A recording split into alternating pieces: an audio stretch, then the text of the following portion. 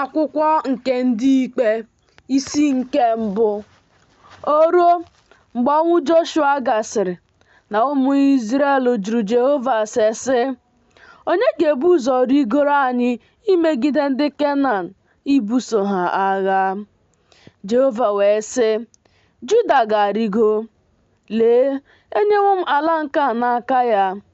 Juda wee sị Simiọn bụ nwanne ya, soro m rigoo n'ala ife nza m, ka anyị wee buso ndị Kenan agha. Mụ onwe m ga-esorokwa gị jee n'ala ife nza gị. Simiọn wee soro ya jee. Juda wee rigo. Jehova wee nye ndị Kenan na ndị Perizait n'aka ha. Ha wee tigbuo ha n'ime Bezek, ọgụ nnu ndị ikom na nnu 5. Ha wee hụ Adoni-Bezek n'ime Bezek. Ha wee buso ya agha, tigbuo ndị Kenan na ndị Perizait. Ma Adoni-Bezek gbalagara. Ha wee chụọ ya n'azụ, jide ya, bupụ isi aka ya abụọ na isi ụkwụ ya abụọ. Adoni-Bezek wee sị, ọgụ eze 310 ndị e bipụrụ isi aka ha na isi ụkwụ ha na-achịkọta ihe n'okpuru tebụl nke m. Dịka m meworo, otu a ka Chineke kwụghachiworo m. Ha wee mee ka ọ baa na Jerusalem, ọ nwụọ n'ebe ahụ. Ụmụ Juda wee buso Jerusalem agha, were ọnụ mma agha tigbuo ya, suo obodo ahụ ọkụ.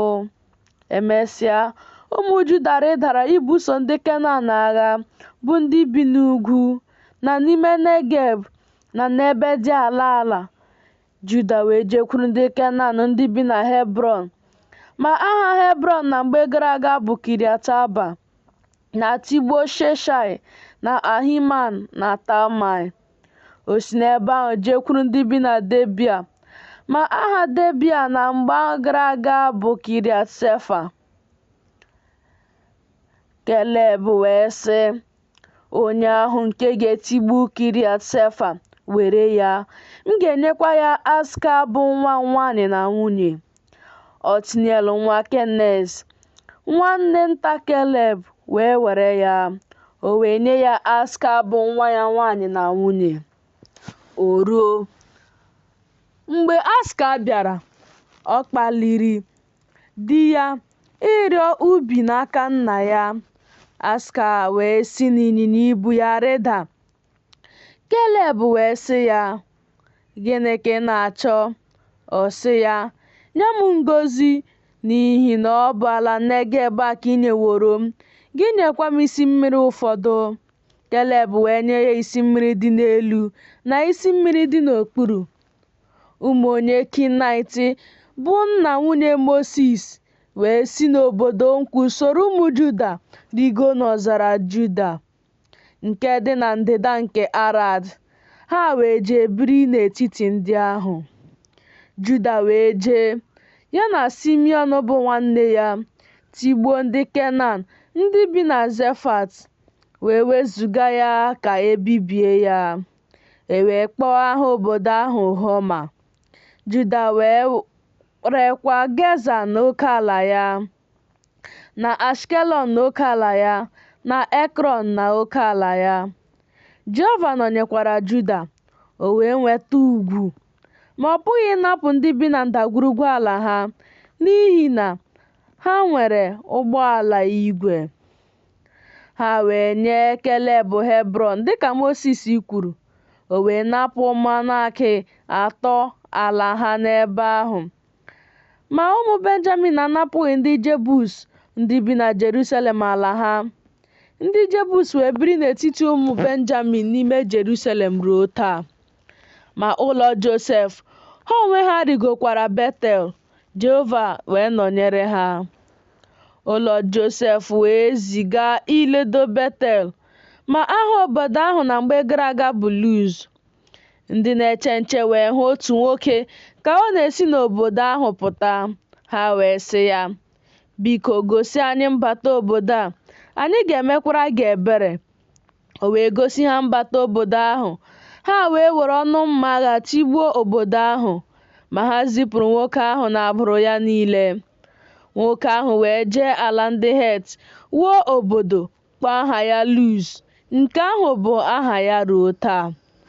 Manase anapụghị ndị bi na Bet-Shan na ụmụ obodo ya, na ndị bi na Tianak na ụmụ obodo ya, na ndị bi na Doa na ụmụ obodo ya, na ndị bi na Ibleam na ụmụ obodo ya, na ndị bi na Megido na ụmụ obodo ya ala ha. Ma ndị Kenan jisiri ike ibiri n'ala ahụ. O ruo mgbe Izrel dị ike, ha tinyere ndị Kenan n'ife ofufe, ma ha anapụsịghị ha ala ha. Ifrem anapụghịkwa ndị Kenan ndị bi na Gezia ala ha. Ndị Kenan wee biri na Gezia n'etiti ha. Zebulọn anapụghị ndị bi na Kitron na ndị bi na Nahalol ala ha. Ndị Kenan wee biri n'etiti ha, ghọọ ndị nọ n'ife ofufe. Asha anapụghịkwa ndị bi na Akọ, na ndị bi na Zaidọn, na Alab, na Akzib, na Helba, na Afik, na Rehob ala ha. Ndị Asha wee biri n'etiti ndị Kenan bụ ndị bi n'ala ahụ, n'ihi na ha anapụghị ha ala ha. Naftali anapụghịkwa ndị bi na Bet-Shemesh na ndị bi na Betanat ala ha. Ha wee biri n'etiti ndị Kenan bụ ndị bi n'ala ahụ. Ma ndị bi na Bet-Shemesh na Betanat ghọrọ ndị na-efe ha ofufe. Ndị Amọrait wee kpagide ụmụ Dan n'ugwu, n'ihi na ha ekweghị ka ha rịda na ndagwurugwu. Ma ndị Amọrait jisiri ike ibiri n'ugwu Heres na Jalon na n'ime Shalbim.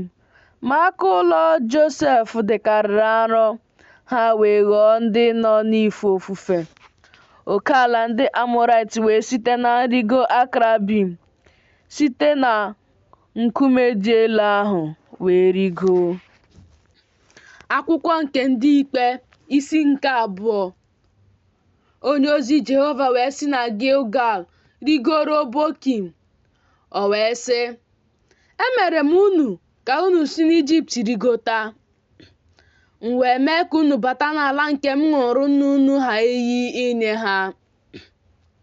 M wee sị, m gaghị emebi ọgbụgba ndụ m ruo mgbe ebighị ebi, bụ nke mụ na unu gbara. Ma unu onwe unu na ndị bi n'ala nke a agbaala ndụ. Unu ga-akwatu ebe ịchụ aja niile ha, ma unu egeghị ntị olu m. Gịnị bụ nke unu meworo?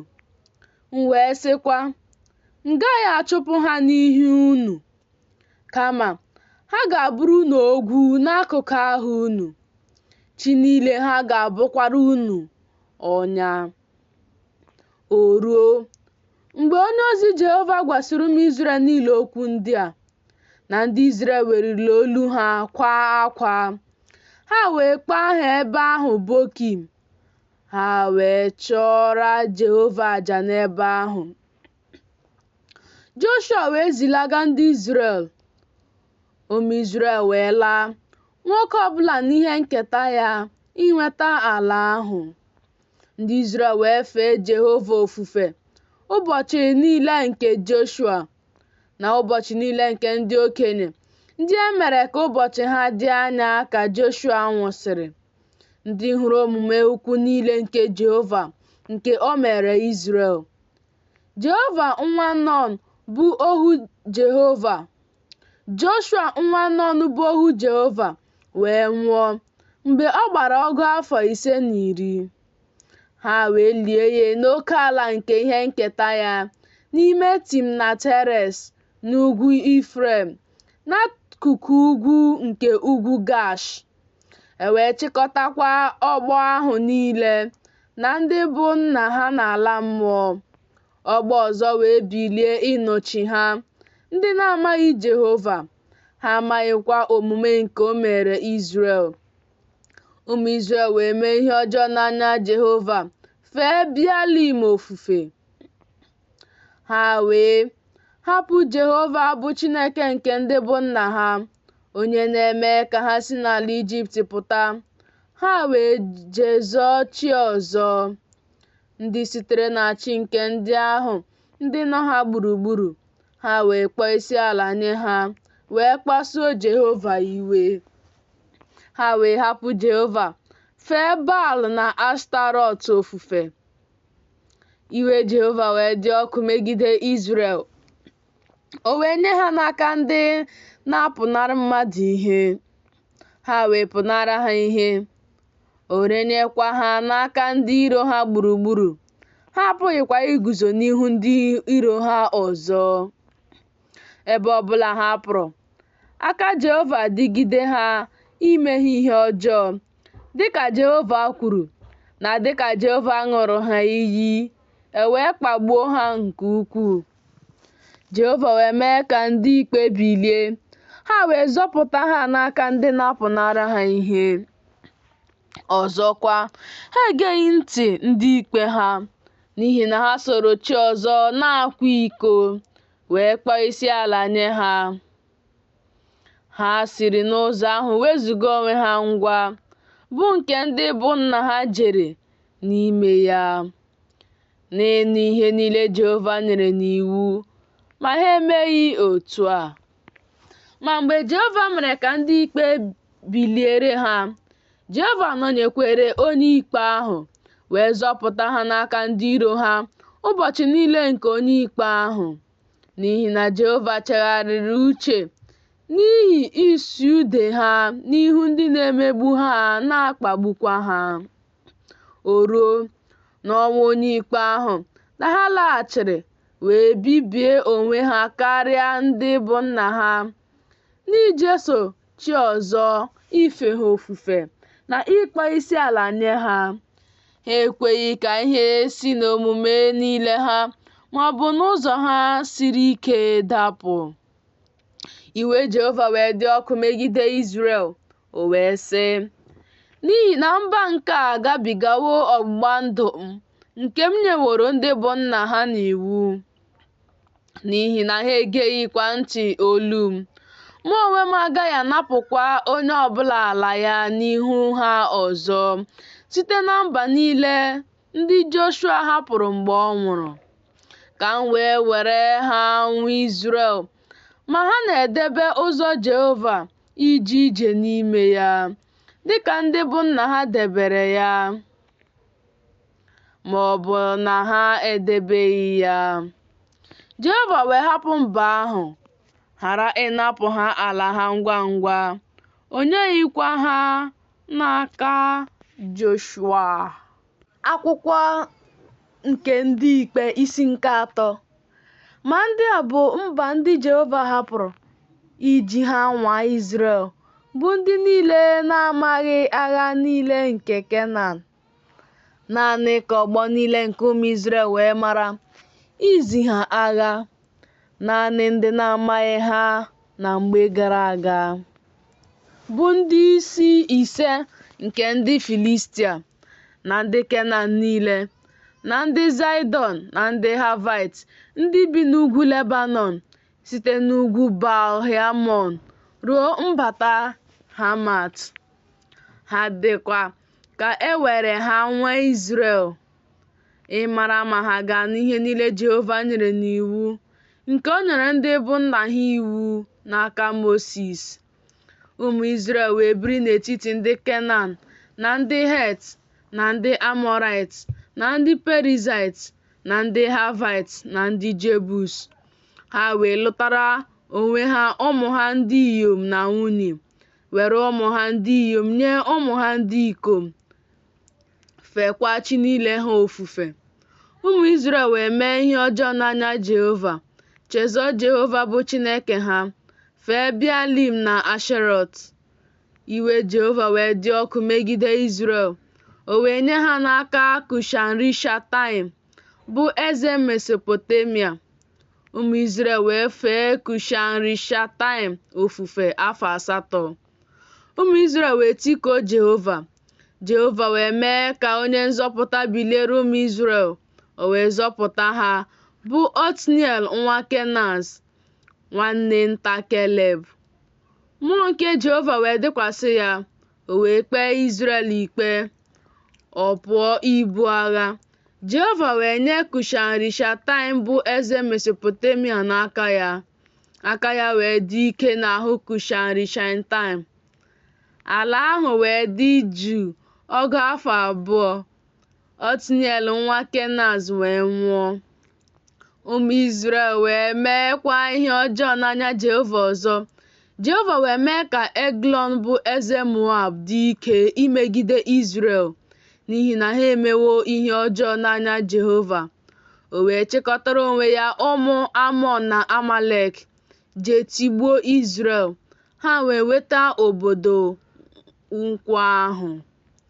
Ụmụ Izrel wee fee Eglon bụ eze Moab ofufe afọ 18. Ụmụ Izrel wee tikuo Jehova. Jehova wee mee ka onye nzọpụta biliere ha, bụ Ehud nwa Gira, onye Benjamin, onye na-eme aka ekpe. Ụmụ Izrel wee si n'aka ya zigara Eglon eze Moab onyinye ịnata ihu ọma. Ehud wee mere onwe ya mma agha nke nwere ọnụ abụọ, ogologo ya bụ 1 kubit. O kee ya n'okpuru uwe mwụda ya na apata ụkwụ aka nri ya. O weta onyinye ịnata ihu ọma ahụ nso Eglon eze Moab. Ma Eglon bụ nwoke mara abụba nke ukwuu. O ruo mgbe o wetasịrị onyinye ịnata ihu ọma ahụ nso, na o zilagara ndị na-ebu onyinye ịnata ihu ọma ahụ.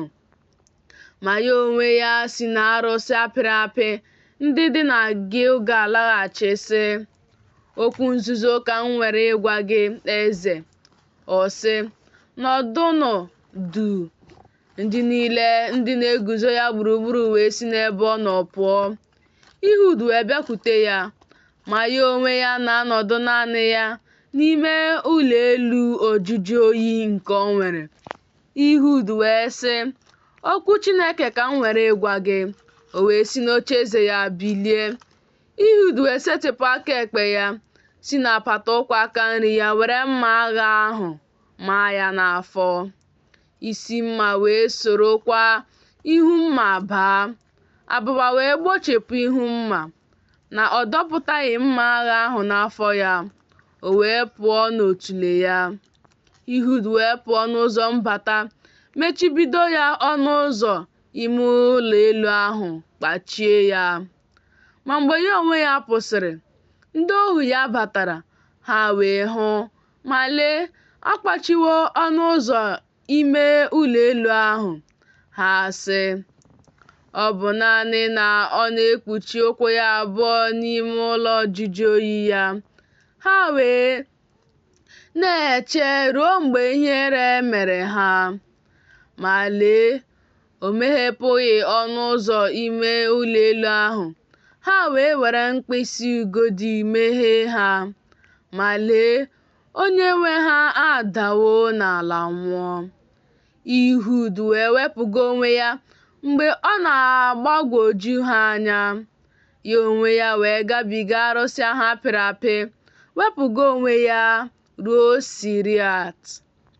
O ruo mgbe ọ bịara na ọ fụrụ opi ike n'ugwu Ifrem, ụmụ Izrel wee si n'ugwu ahụ soro ya rịda. Ya onwe ya wee nọ n'ihu ha.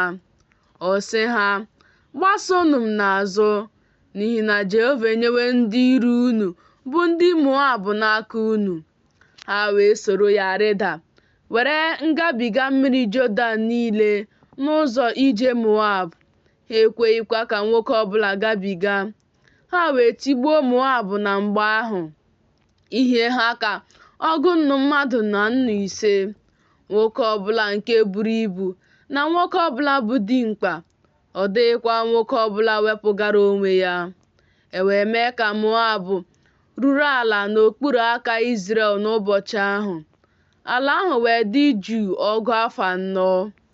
Mgbe ọ gasịrị, Shamga nwa Anat wee dị, nke were ndụdụ eji achụ ehi tigbuo ndị Filistia, nnu ndị ikom na ọgụ 10. Ya onwe ya kwa, ọ zọpụtara Izrel. Akwụkwọ nke ndị Ikpe, isi nke 4. Ụmụ Izrel wee meekwa ọzọ ihe ọjọọ n'anya Jehova mgbe Ehud nwụsịrị.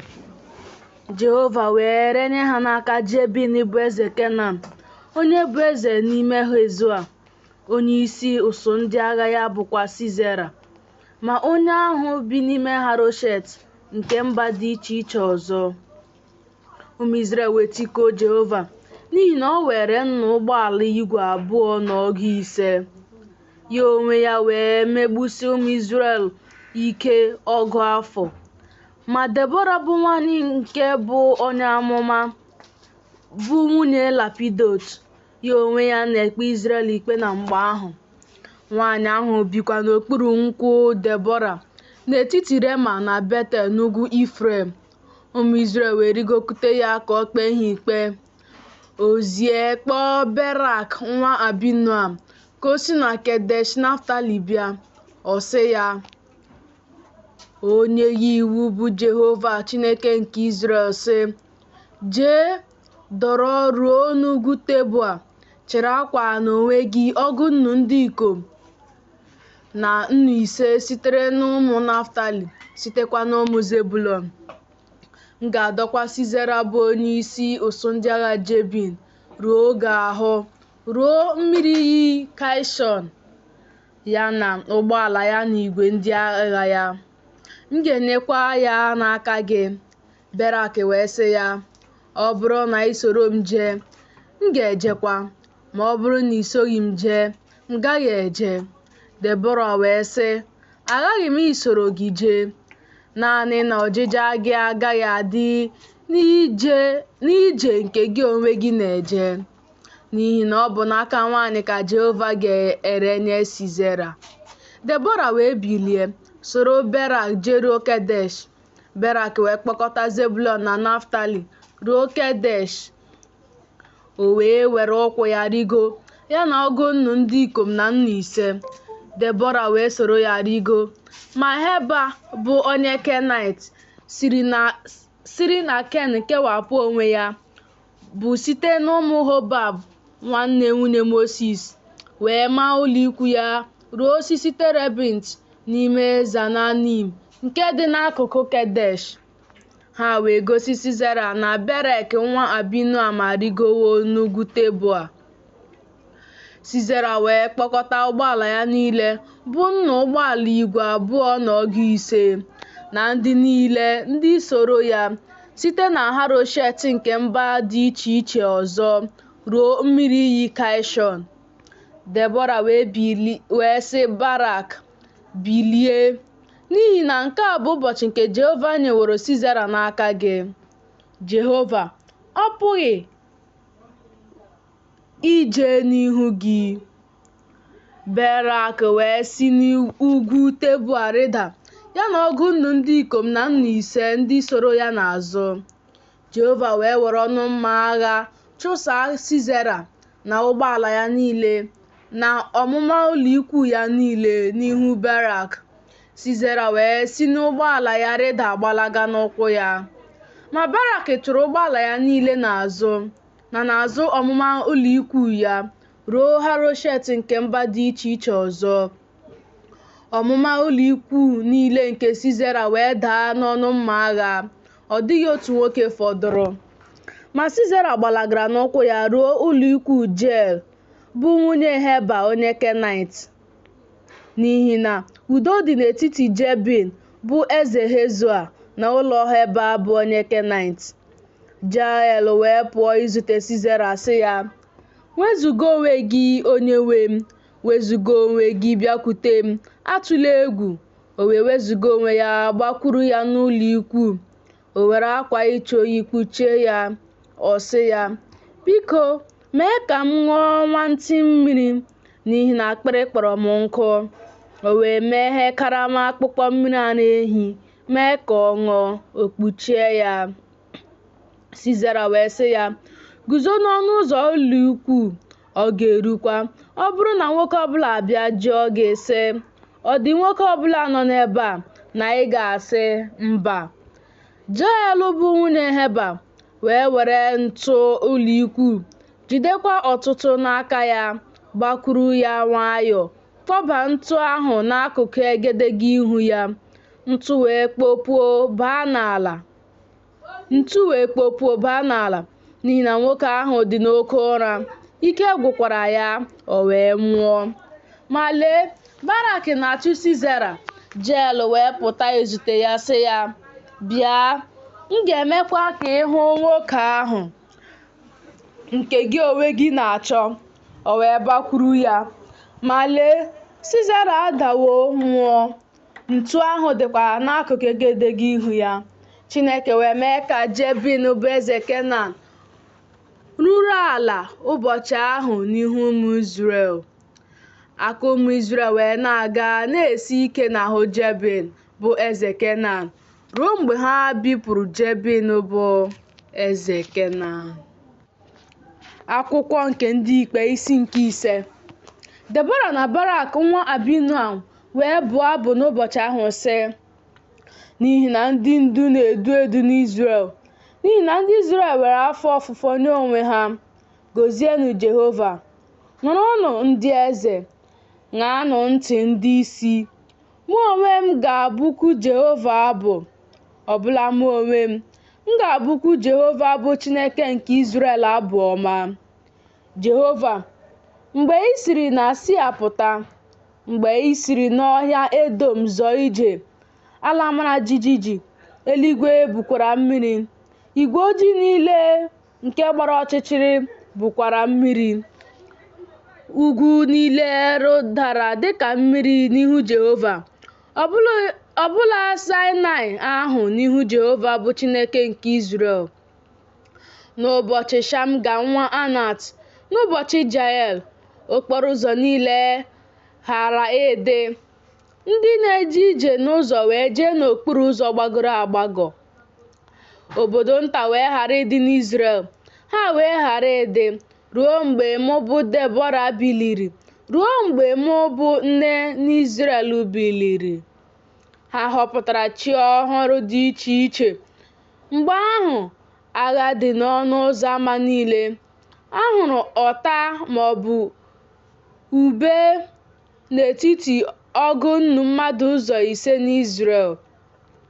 Obi m dị n'ebe onye ụkpụrụ nke Izrel nọ, ndị na-ewere afọ ofufo nye onwe ha n'etiti ndị Izrel. Gọzienụ Jehova, unu ndị ịnyịnya ibu ọcha na-ebu, ndị na-anọkwasị n'uwe mwụda, unu na ndị na-eje ije n'ụzọ. Tụgharịanụ uche n'ebe dịpụrụ anya, n'olu ndị ụta, n'etiti ebe isere mmiri. N'ebe akụ ka ha ga-akọ akụkọ ezi omume niile nke Jehova bụ onye ezi omume niile. O mere obodo nta ya n'Izrel. Mgbe ahụ, ndị Jehova rịdara ruo ọnụ ụzọ ámá niile. Teta, teta, Debọra, teta, teta, kwuo okwu abụ. Bilie, Barak, dọta ụsụ ndị dọtara n'agha, gị nwa Abinoam. Mgbe ahụ, ndị fọdụrụ n'ime ndị dị ike nke ukwuu bụ ndị Izrel rịdara. Jehova rịdara n'ihi m imegide ndị dị ike. Ndị mgbọrọgwụ ha dị n'ime Amalek siri na Ifrem rịda, na-eso gị n'azụ. Benjamin n'etiti ụmụnna gị, ndị onye ụkpụrụ siri na Makia rịda. Ndị ji nkanaka ode akwụkwọ esi ihe sikwara na Zebụlọn rịda. Ndị isi n'Isaka nọnyekwara Debọra, dịka Isaka si dị, otu a ka Barak dị. Na ndagwurugwu ka e zigara ya n'ụkwụ ya abụọ. Na mmiri iyi niile nke Ruben ka oke nzube obi dị. N'ihi gịnị ka ị nọdụrụ n'etiti ogige atụrụ gị, ịnụ ogbugbo ọja a na-egburu igwe atụrụ? Na mmiri iyi niile nke Ruben ka oke nnyocha obi dị. Gilead biri n'ofe Jọdan, Dan kwa. N'ihi gịnị ka ọ nọ n'ụgbọ? Asha nọdụrụ n'ọnụ mmiri oke osimiri. Ọ bụkwa n'akụkụ ọwara mmiri ya niile ka ọ na-ebi. Zebụlọn bụ ndị nyebigara ndụ ha ruo ọnwụ.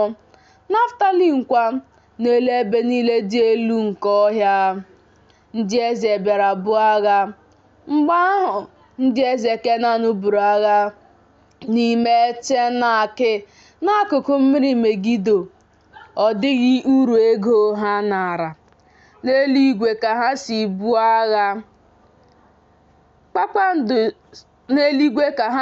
agha.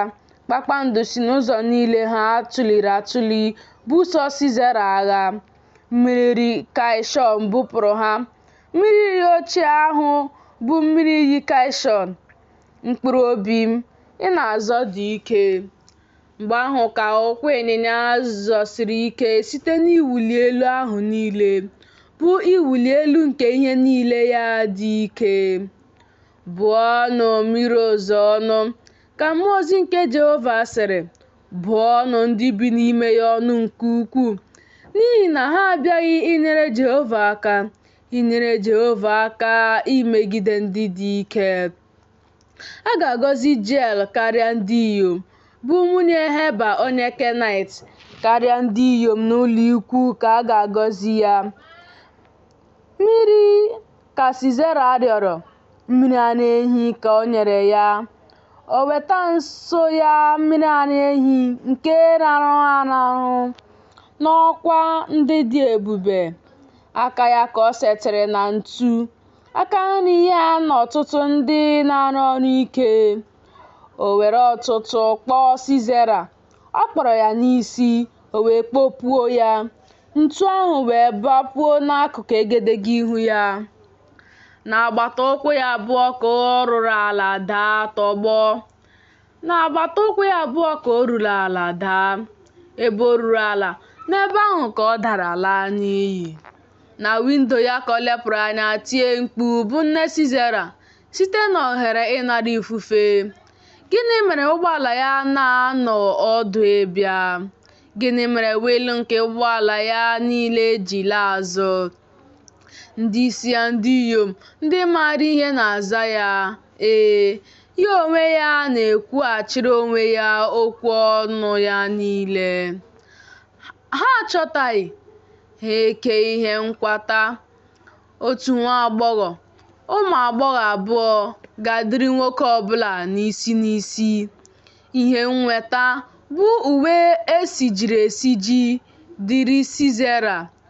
Ihe nnweta bụ uwe esijiri esiji nke akpara nke ọma, bụ uwe esijiri esiji nke akpara nke ọma n'akụkụ abụọ nke dịrị ọrụ ndị akwatara.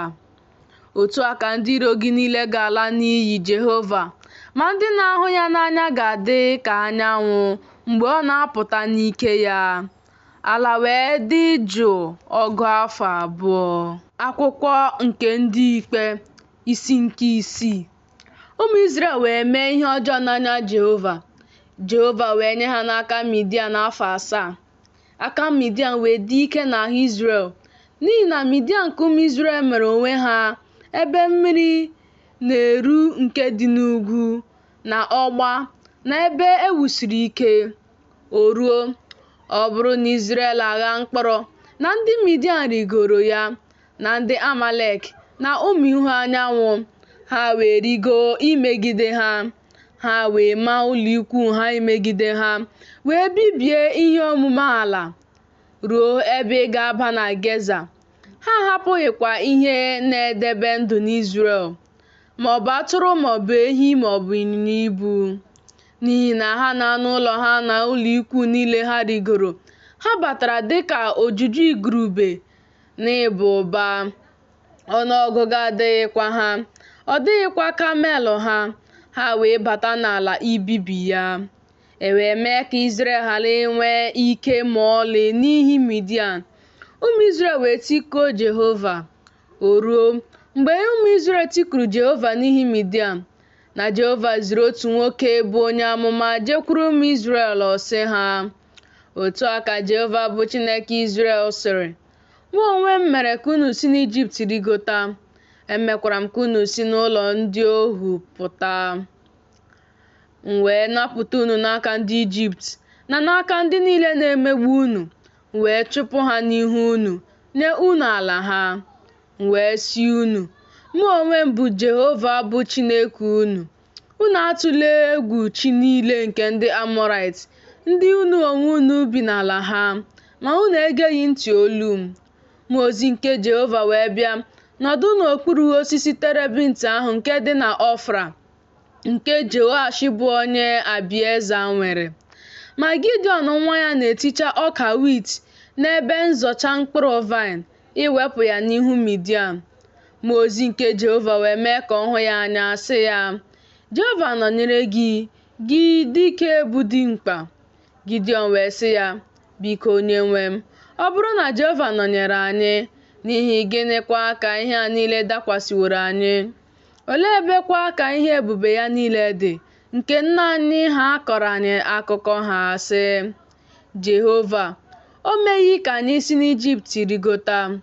Ma ugbu a Jehova hapụwo anyị, nyekwa anyị n'aka Midian. Jehova wee chee ya ihu, sị, jee n'ike gị a, zọpụta ụmụ Izrel n'aka Midian. Ezigaghị m gị? Ọ sị ya, biko onyenwe anyị, m ga-eji gịnị zọpụta Izrel? Lee, ụsụ nnu ndị ikom abụọ na ọgụ iri nke m bụ nke na-enweghị ike n'ime Manase.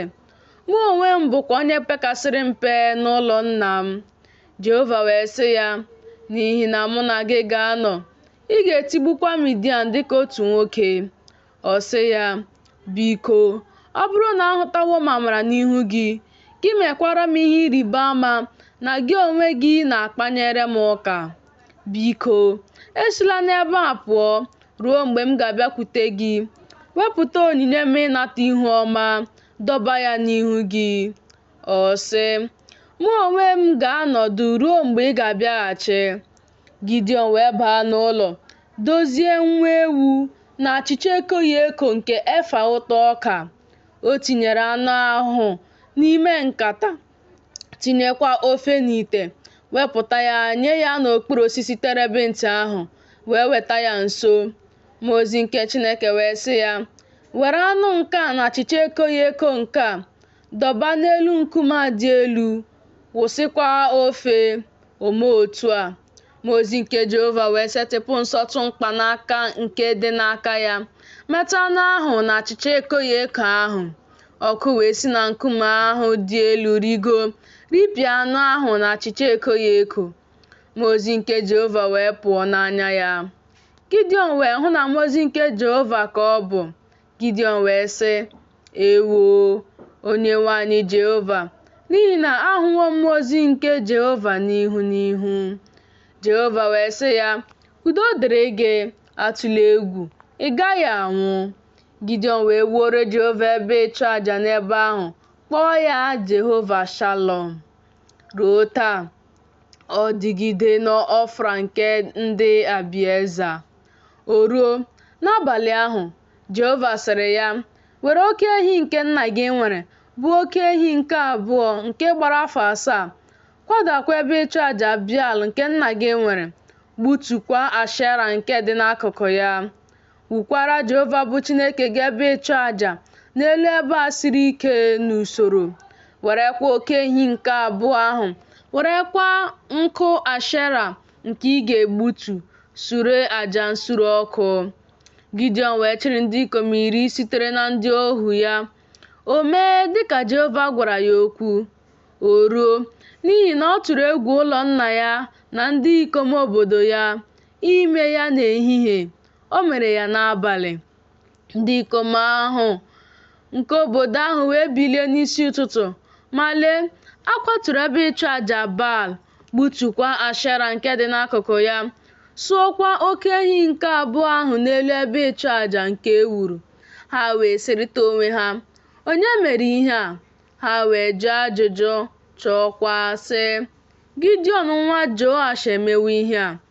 Ndị ikom obodo ahụ wee sị Joash, mee ka nwa gị pụta ka ọ nwụọ, n'ihi na ọ kwatuo ebe ịchụ àjà Baal, na n'ihi na o gbutuwo Ashera nke dị n'akụkụ ya. Joash wee sị ndị niile nke guzoro megide ya, unu onwe unu ga-ekpere Baal ọnụ ya, ma ọ bụ unu onwe unu ga-azọpụta ya? Onye nke ga-ekpere ya ọnụ ya ka e mee ka ọ nwụọ.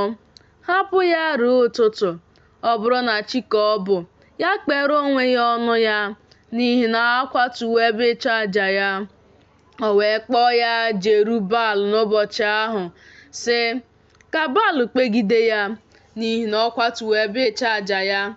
Ndị Midian niile na ndị Amalek na ụmụ ihu anyanwụ wee chịkọta onwe ha gabiga, ma ụlọ ikwu ha na ndagwurugwu Jezreel.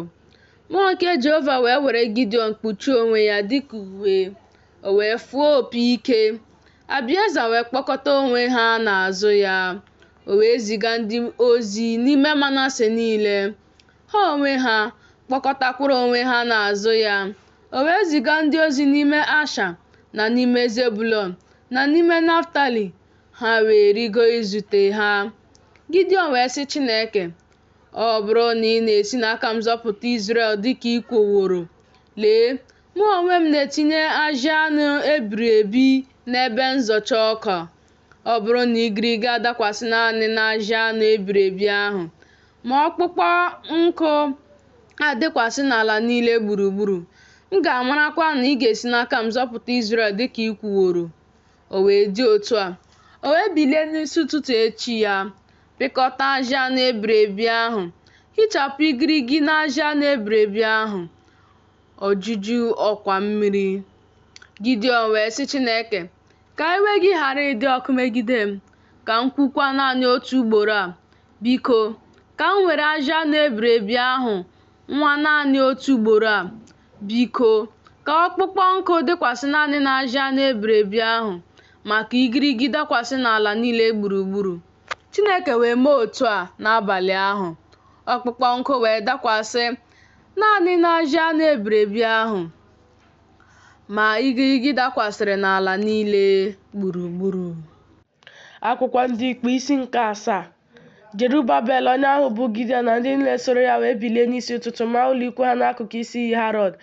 Ọmụma ụlọ ikwu Midian wee dị n'akụkụ ugwu ha, site n'ugwu nta mmụọ n'ime ndagwurugwu. Jehova wee sị Gidiọn, ndị nke na-eso gị bara m ụba inye Midian n'aka ha, ka Izrel wee ghara ịnụ isi megide m, sị, aka m azọpụtawo m.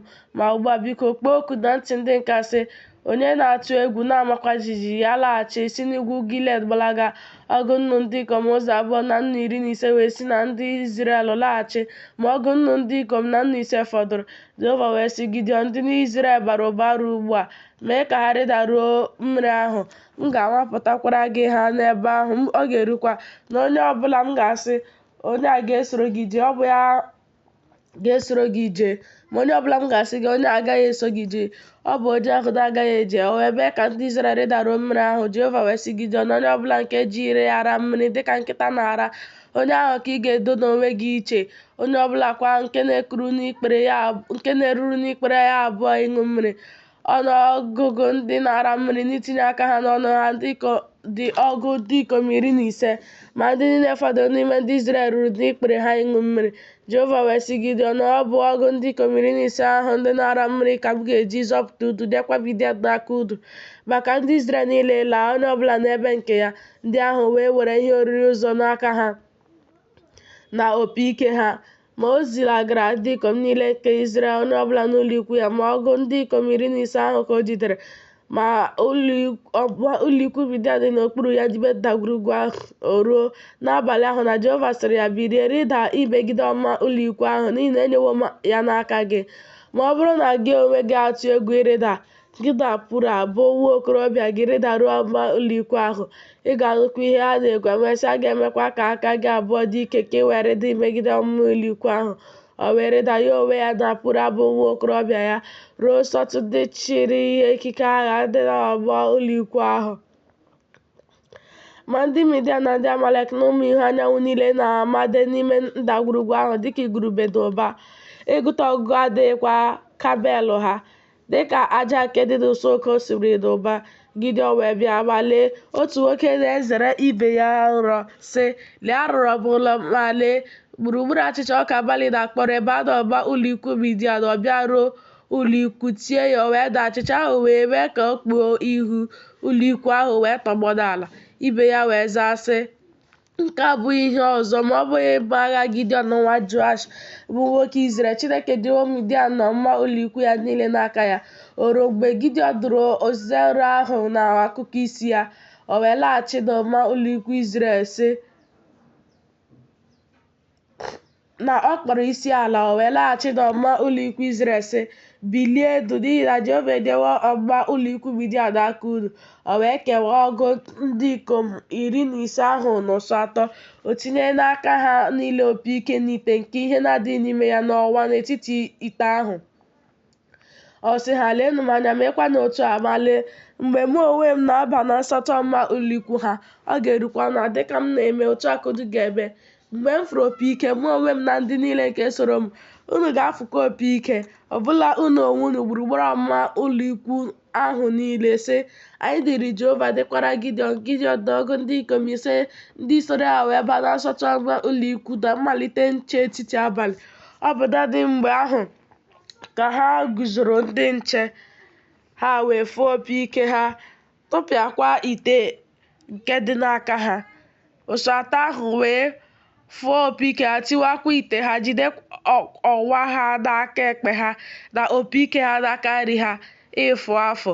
Ha wee tie mkpu sị, mma agha dịrị Jehova, dịkwara Gidiọn. Ha wee guzo nwoke ọbụla n'ọnọdụ ya gburugburu ọmụma ụlọ ikwu ahụ. Ọmụma ụlọ ikwu ahụ niile wee gbaa ọsọ, ha wee tie mkpu gbalaga.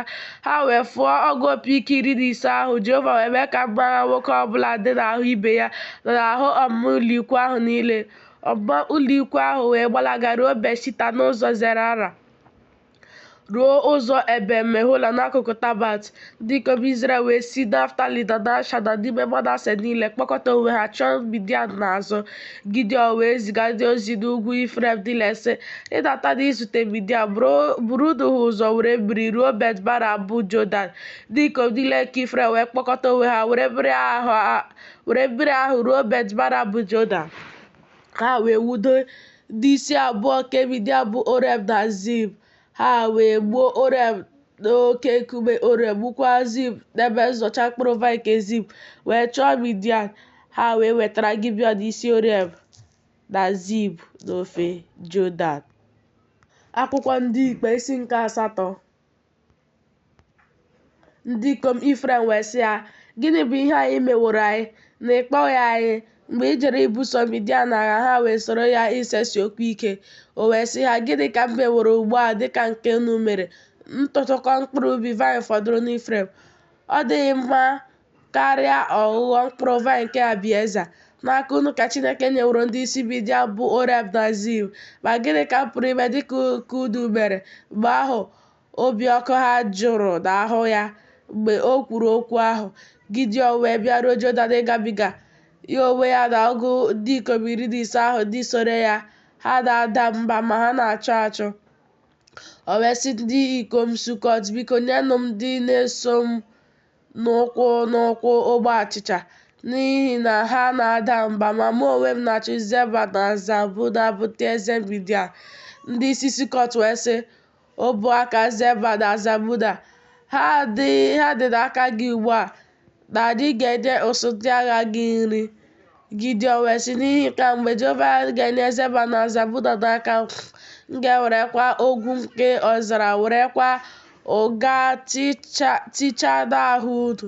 Ọ sị, n'ebe ahụ rigoro Peniel. O si n'ebe ahụ rigoro Penuel gwa ha okwu dịka nke a. Ndị ikom Penuel wee zaa ya dịka ndị ikom Sukọt zara ya. O wee gwakwa ndị ikom Penuel okwu sị, mgbe m lọtara n'udo, m ga-akwatu ụlọ elu a. Ma Zeba na Zalmuna nọ n'ime Kakua, ha na ọmụma ụlọ ikwu niile ha, ihe ha ka ọgụ nnu ndị ikom na nnu 17 na ọgụ 10 ndị fọdụrụ site n'ọmụma ụlọ ikwu niile nke ụmụ ihe anyanwụ. Ma ndị daworo dị ọgụ nnu ndị ikom ụzọ 15 ndị na-amịpụta mma agha. Gidiọn wee rigo n'ụzọ ndị bi n'ụlọ ikwu ihu anyanwụ nọba na Jogbeha. O tigbuo ọmụma ụlọ ikwu ahụ, n'ihi na ọmụma ụlọ ikwu ahụ nọ na ntụkwasị obi na ihe agaghị eme ha. Ma Zeba na Zalmuna gbalagara, o wee chụọ ha. O wee nwude ndị eze abụọ nke Midian bụ Zeba na Zalmuna, mee ka ọmụma ụlọ ikwu ahụ niile maa jijiji. Gidiọn nwa Joash wee si n'agha ahụ site na nrigo Heres lọta. O nwude otu nwoke ọbụla sitere na ndị ikom Sukọt, o wee jụọ ya ajụjụ, o wee dere ya aha ndị isi Sukọt na ndị okenye ya n'akwụkwọ. Ọgụ ndị ikom 317 o wee bịakwute ndị ikom Sukọt sị, lee Zeba na Zalmuna ndị unu tara mụta banyere ha sị, ụmụ aka Zeba na Zalmuna ha dị n'aka gị ugbu a na anyị ga-enye ndị ikom gị ndị na-ada mba nri. O were ndị okenye obodo ahụ na ogwu ọzara na ụga, o were ha mee ka ndị ikom Sukọt mara ihe. Ọ kwatuo ụlọ elu Peniel gbuo ndị ikom obodo ahụ. Osi Zeba na Zalmuna ndị ikom ahụ nke unu gburu n'ime tebụl ha dị aṅaa? Ha sị, dịka ị dị, otu a ka ha dị, onye ọbụla dị ka ogbe eze n'ahụ. Ọ sị, ụmụnne m bụ ndị ikom nne m mụrụ ka ha bụ, Jehova na-adị ndụ, a sị na unu emewo ka ha dị ndụ, agaghị m egbuworo unu. O wee sị Jeta bụ ọkpara ya, bilie gbuo ha. Ma nwa okoro ahụ amịpụtaghị mma agha ya, n'ihi na ọ na-atụ egwu, n'ihi na naanị nwa okoro ka ọ bụ ruo mgbe ahụ. Zeba na Zalmuna wee sị, gị onwe gị bilie dakwasị anyị, n'ihi na dịka nwoke si dị, otu a ka ịdị ike ya si dị. Gidiọn wee bilie gbuo Zeba na Zalmuna, were ihe niile yiri ọnwa nke dị n'elu kamel ha. Ndị ikom Izrel wee sị Gidiọn, na-achị anyị, ma gị onwe gị, ma nwa gị nwoke, ma nwa nwa gị, n'ihi na ịzọpụtawo anyị n'aka Midian. Gidiọn wee sị ha, mụ onwe m agaghị achị unu, nwa m agaghị achịkwa unu, Jehova ga-achị unu. Gidiọn wee sị ha, ka m rịọ unu arịrịọ, nyekwanụ m nwoke ọbụla mgbaaka nke ihe nkwata ya, n'ihi na ma ha nwere mgbaaka ọlaedo, n'ihi na ndị Ishmel ka ha bụ. Ha sị, anyị ga-enye ha nnọọ. Ha wee gbasoo wee tụba n'ebe ahụ nwoke ọbụla mgbaaka nke ihe nkwata ya. Ọtụtụ mgbaaka ọlaedo niile nke ọ rịọrọ wee dị nnu shekel ọlaedo 4.5, na-agụghị ihe niile yiri ọnwa na ihe niile a na-akwụba na ntị na uwe obodo niile nke dị n'ahụ ndị eze Midian, na-agụghịkwa ihe ịnya n'olu niile nke dị n'olu kamel ha. Gidiọn wee mee ya ka ọ bụrụ efọd, guzo ya ọtọ n'obodo ya bụ Ofra. Izrel niile wee soro ya na-akwa iko n'ebe ahụ. O wee ghọrọ Gidiọn ghọọkwara ụlọ ya ọnya. E wee mee ka Midian ruo ala n'ihu ụmụ Izrel. Ha ewelighịkwa isi ha ọzọ. Ala wee dị jụụ ọgụ afọ 2 n'ụbọchị Gidiọn. Jerubabel nwa Joash wee jee biri n'ụlọ ya. Gidiọn nwekwara ọgụ ụmụ ndị ikom 310 ndị siri n'ụkwụ onwe ya pụta, n'ihi na o nwere ọtụtụ ndị inyom. Iko ya nwaanyị nke nọ na Shekem, ya onwe ya mụkwara ya nwa nwoke, ọgụ aha ya Abimelek. Gidiọn nwa Joash wee nwụọ n'ezi isi awọ. Elie ya n'ili Joash bụ nna ya n'Ofra nke ndị Abieze. Ruo mgbe Gidiọn nwụrụ, na ụmụ Izrel laghachiri soro Baalim na-akwa iko, doro onwe ha Baal-Perit ka ọ bụrụ chi. Ma ụmụ Izrel chetaghị Jehova bụ Chineke ha, onye na-anapụta ha n'aka ndị iro ha niile gburugburu. Ha emeghịkwa ụlọ Jerubabel bụ Gidiọn ebere, dịka ezi ihe niile si dị nke o mere Izrel. Akwụkwọ Ndị Ikpe isi nke 9. Abimelek nwa Jerubabel wee jeruo Shekem, jekwuru ụmụnne ya, gwa ha okwu, gwakwa agbụrụ niile nke ụlọ nne ya sị, biko kwuonụ na ntị ndị niile nwe Shekem sị, olee nke dịrị unu mma, na ọgụ ndị ikom 310 bụ ụmụ ndị ikom niile nke Jerubabel na-achị unu, maọbụ na otu nwoke na-achị unu? Chetakwa, unu na ọkpụkpụ unu na anụ ahụ unu ka m bụ. Ụmụnne nne ya kwuo okwu ndị a niile banyere ya na ntị ndị na-enwe Shekem. Obi ha wee wezuga onwe ha iso Abimelek, n'ihi na ha sịrị, nwanne anyị ka ọ bụ. Ha wee nye ya ọgụ ọlaọcha 310 sitere n'ụlọ Baal-Perit nke Abimelek ji ego ndị ikom efu ndị obi ha na-adịghị adị n'otu ebe. Ha wee jeso ya. O wee baa n'ụlọ nna ya n'Ofra, gbuo ụmụnne ya bụ ụmụ Jerubabel ọgụ mmadụ 310 n'elu otu nkume. Ma Jotam nwa Jerubabel nke nta fọdụrụ, n'ihi na o zoro onwe ya. Ndị niile nwe Shekem wee chịkọta onwe ha na ụlọ niile nke Milo. Ha wee jee mee Abimelek ka ọ bụrụ eze n'akụkụ osisi terebint nke ogidi ahụ nke dị na Shekem. Ha wee gosi ya Jotam, o wee jee guzo n'elu ugwu Gerizim welie olu ya kpọọ sị ha, geenụ m ntị unu ndị nwe Shekem, ka Chineke wee gee unu ntị. Osisi jere eje ite otu onye mmanụ ka ọ bụrụ eze ha wee sị osisi oliv, bụrụ eze anyị. Osisi oliv wee sị ha, m ga-aha mmanụ nke m bụ nke ha ji asọpụrụ Chineke na mmadụ n'ime m jee ifegharị n'elu osisi niile. Osisi niile wee sị osisi fig, gị onwe gị bịa bụrụ eze anyị. Osisi fig wee sị ha, m ga-aha ụtọ m na ezi ihe omimi m jee ifegharị n'elu osisi niile. Osisi niile wee sị osisi vaịn, gị onwe gị bịa bụrụ eze anyị. Osisi vaịn wee sị ha, m ga-aha mmanya ọhụrụ nke m bụ nke na-eme ka Chineke na mmadụ ṅụrịa ọṅụ jee ifegharị n'elu osisi niile. Osisi niile wee sị ogwu, gị onwe gị bịa bụrụ eze anyị. Ogwu wee sị osisi niile, ọ bụrụ na ọ bụ eziokwu ka unu onwe unu na-ete mmanụ ịbụrụ eze unu, bịanụ gbabanụ n'okpuru ndo nke m. Ma ọ bụrụ na ọ bụghị n'eziokwu, ka ọkụ si n'ogwu pụta ripịa osisi sida niile nke Lebanọn. Ma ọ bụrụ na ọ bụ n'eziokwu ka izu oke ka unu meworo ihe a, na unu emewo Abimelek eze, ọ bụrụkwa na ọ bụ ezi ihe ka unu meworo Jerubabel mekwa ụlọ ya, ọ bụrụkwa na ọ bụ dịka mmesa aka ya abụọ si dị ka unu meworo ya. N'ihi na nna m buru agha banyere unu, tụfuo ndụ ya n'ihu unu, wee napụta unu n'aka Midian. Mụ na onwe unu ebiliwo imegide ụlọ nna m taa, gbukwaa ụmụ ya ndị ikom bụ ọgụ ndị ikom 310 n'elu otu nkume, meekwa Abimelek bụ nwa ohu ya nwaanyị eze ndị nwe Shekem, n'ihi na nwanne unu ka ọ bụ. Ma ọ bụrụ na ọ bụ eziokwu na n'izu oke ka unu meworo Jerubabel mekwa ụlọ ya, taa ṅụrịa n'ọṅụ na Abimelek, ka ọ ṅụrịakwa n'ime unu, ọbụla ya onwe ya. Ma ọ bụrụ na ọ bụghị otu a, ka ọkụ si na Abimelek pụta ripịa ndị nwe Shekem ma ụlọ Milo, ka ọkụ sikwa na ndị nwe Shekem pụta sikwa n'ụlọ Milo pụta ripịa Abimelek. Jotam wee gbalaga gbapụrụ obi a biri n'ebe ahụ n'ihi Abimelek bụ nwanne ya. Abimelek wee bụrụ onye isi Izrel afọ 3. Chineke wee zite mmụọ ọjọọ n'etiti Abimelek na ndị nwe Shekem. Ndị nwe Shekem wee ghọgbuo Abimelek. Ka ihe ike mere ọgụ ụmụ ndị ikom Jerubabel 310 wee bịa, ka e wee tụkwasịkwa ọbara ha n'isi Abimelek bụ nwanne ya, onye gburu ha, na n'isi ndị nwe Shekem, ndị mere ka aka ya abụọ dị ike igbu ụmụnne ya. Ndị nwe Shekem wee doo ndị na-eruru ya mbi n'elu ugwu niile ha wee pụnara onye ọbụla nke na-agabiga n'ụzọ ahụ n'akụkụ ha ihe. E wee gosi Abimelek. Geel nwe Ebed wee bịa, ya na ụmụnne ya, ha wee gabiga baa Shekem. Ndị nwe Shekem wee tụkwasị ya obi. Ha wee pụọ baa n'ubi, ghọọ mkpụrụ ubi vaịn niile ha, zọchaa mkpụrụ vaịn, mee emume otito, baa n'ụlọ chi ha, rie ihe, ṅụkwa ihe ọṅụṅụ, kọchaa Abimelek.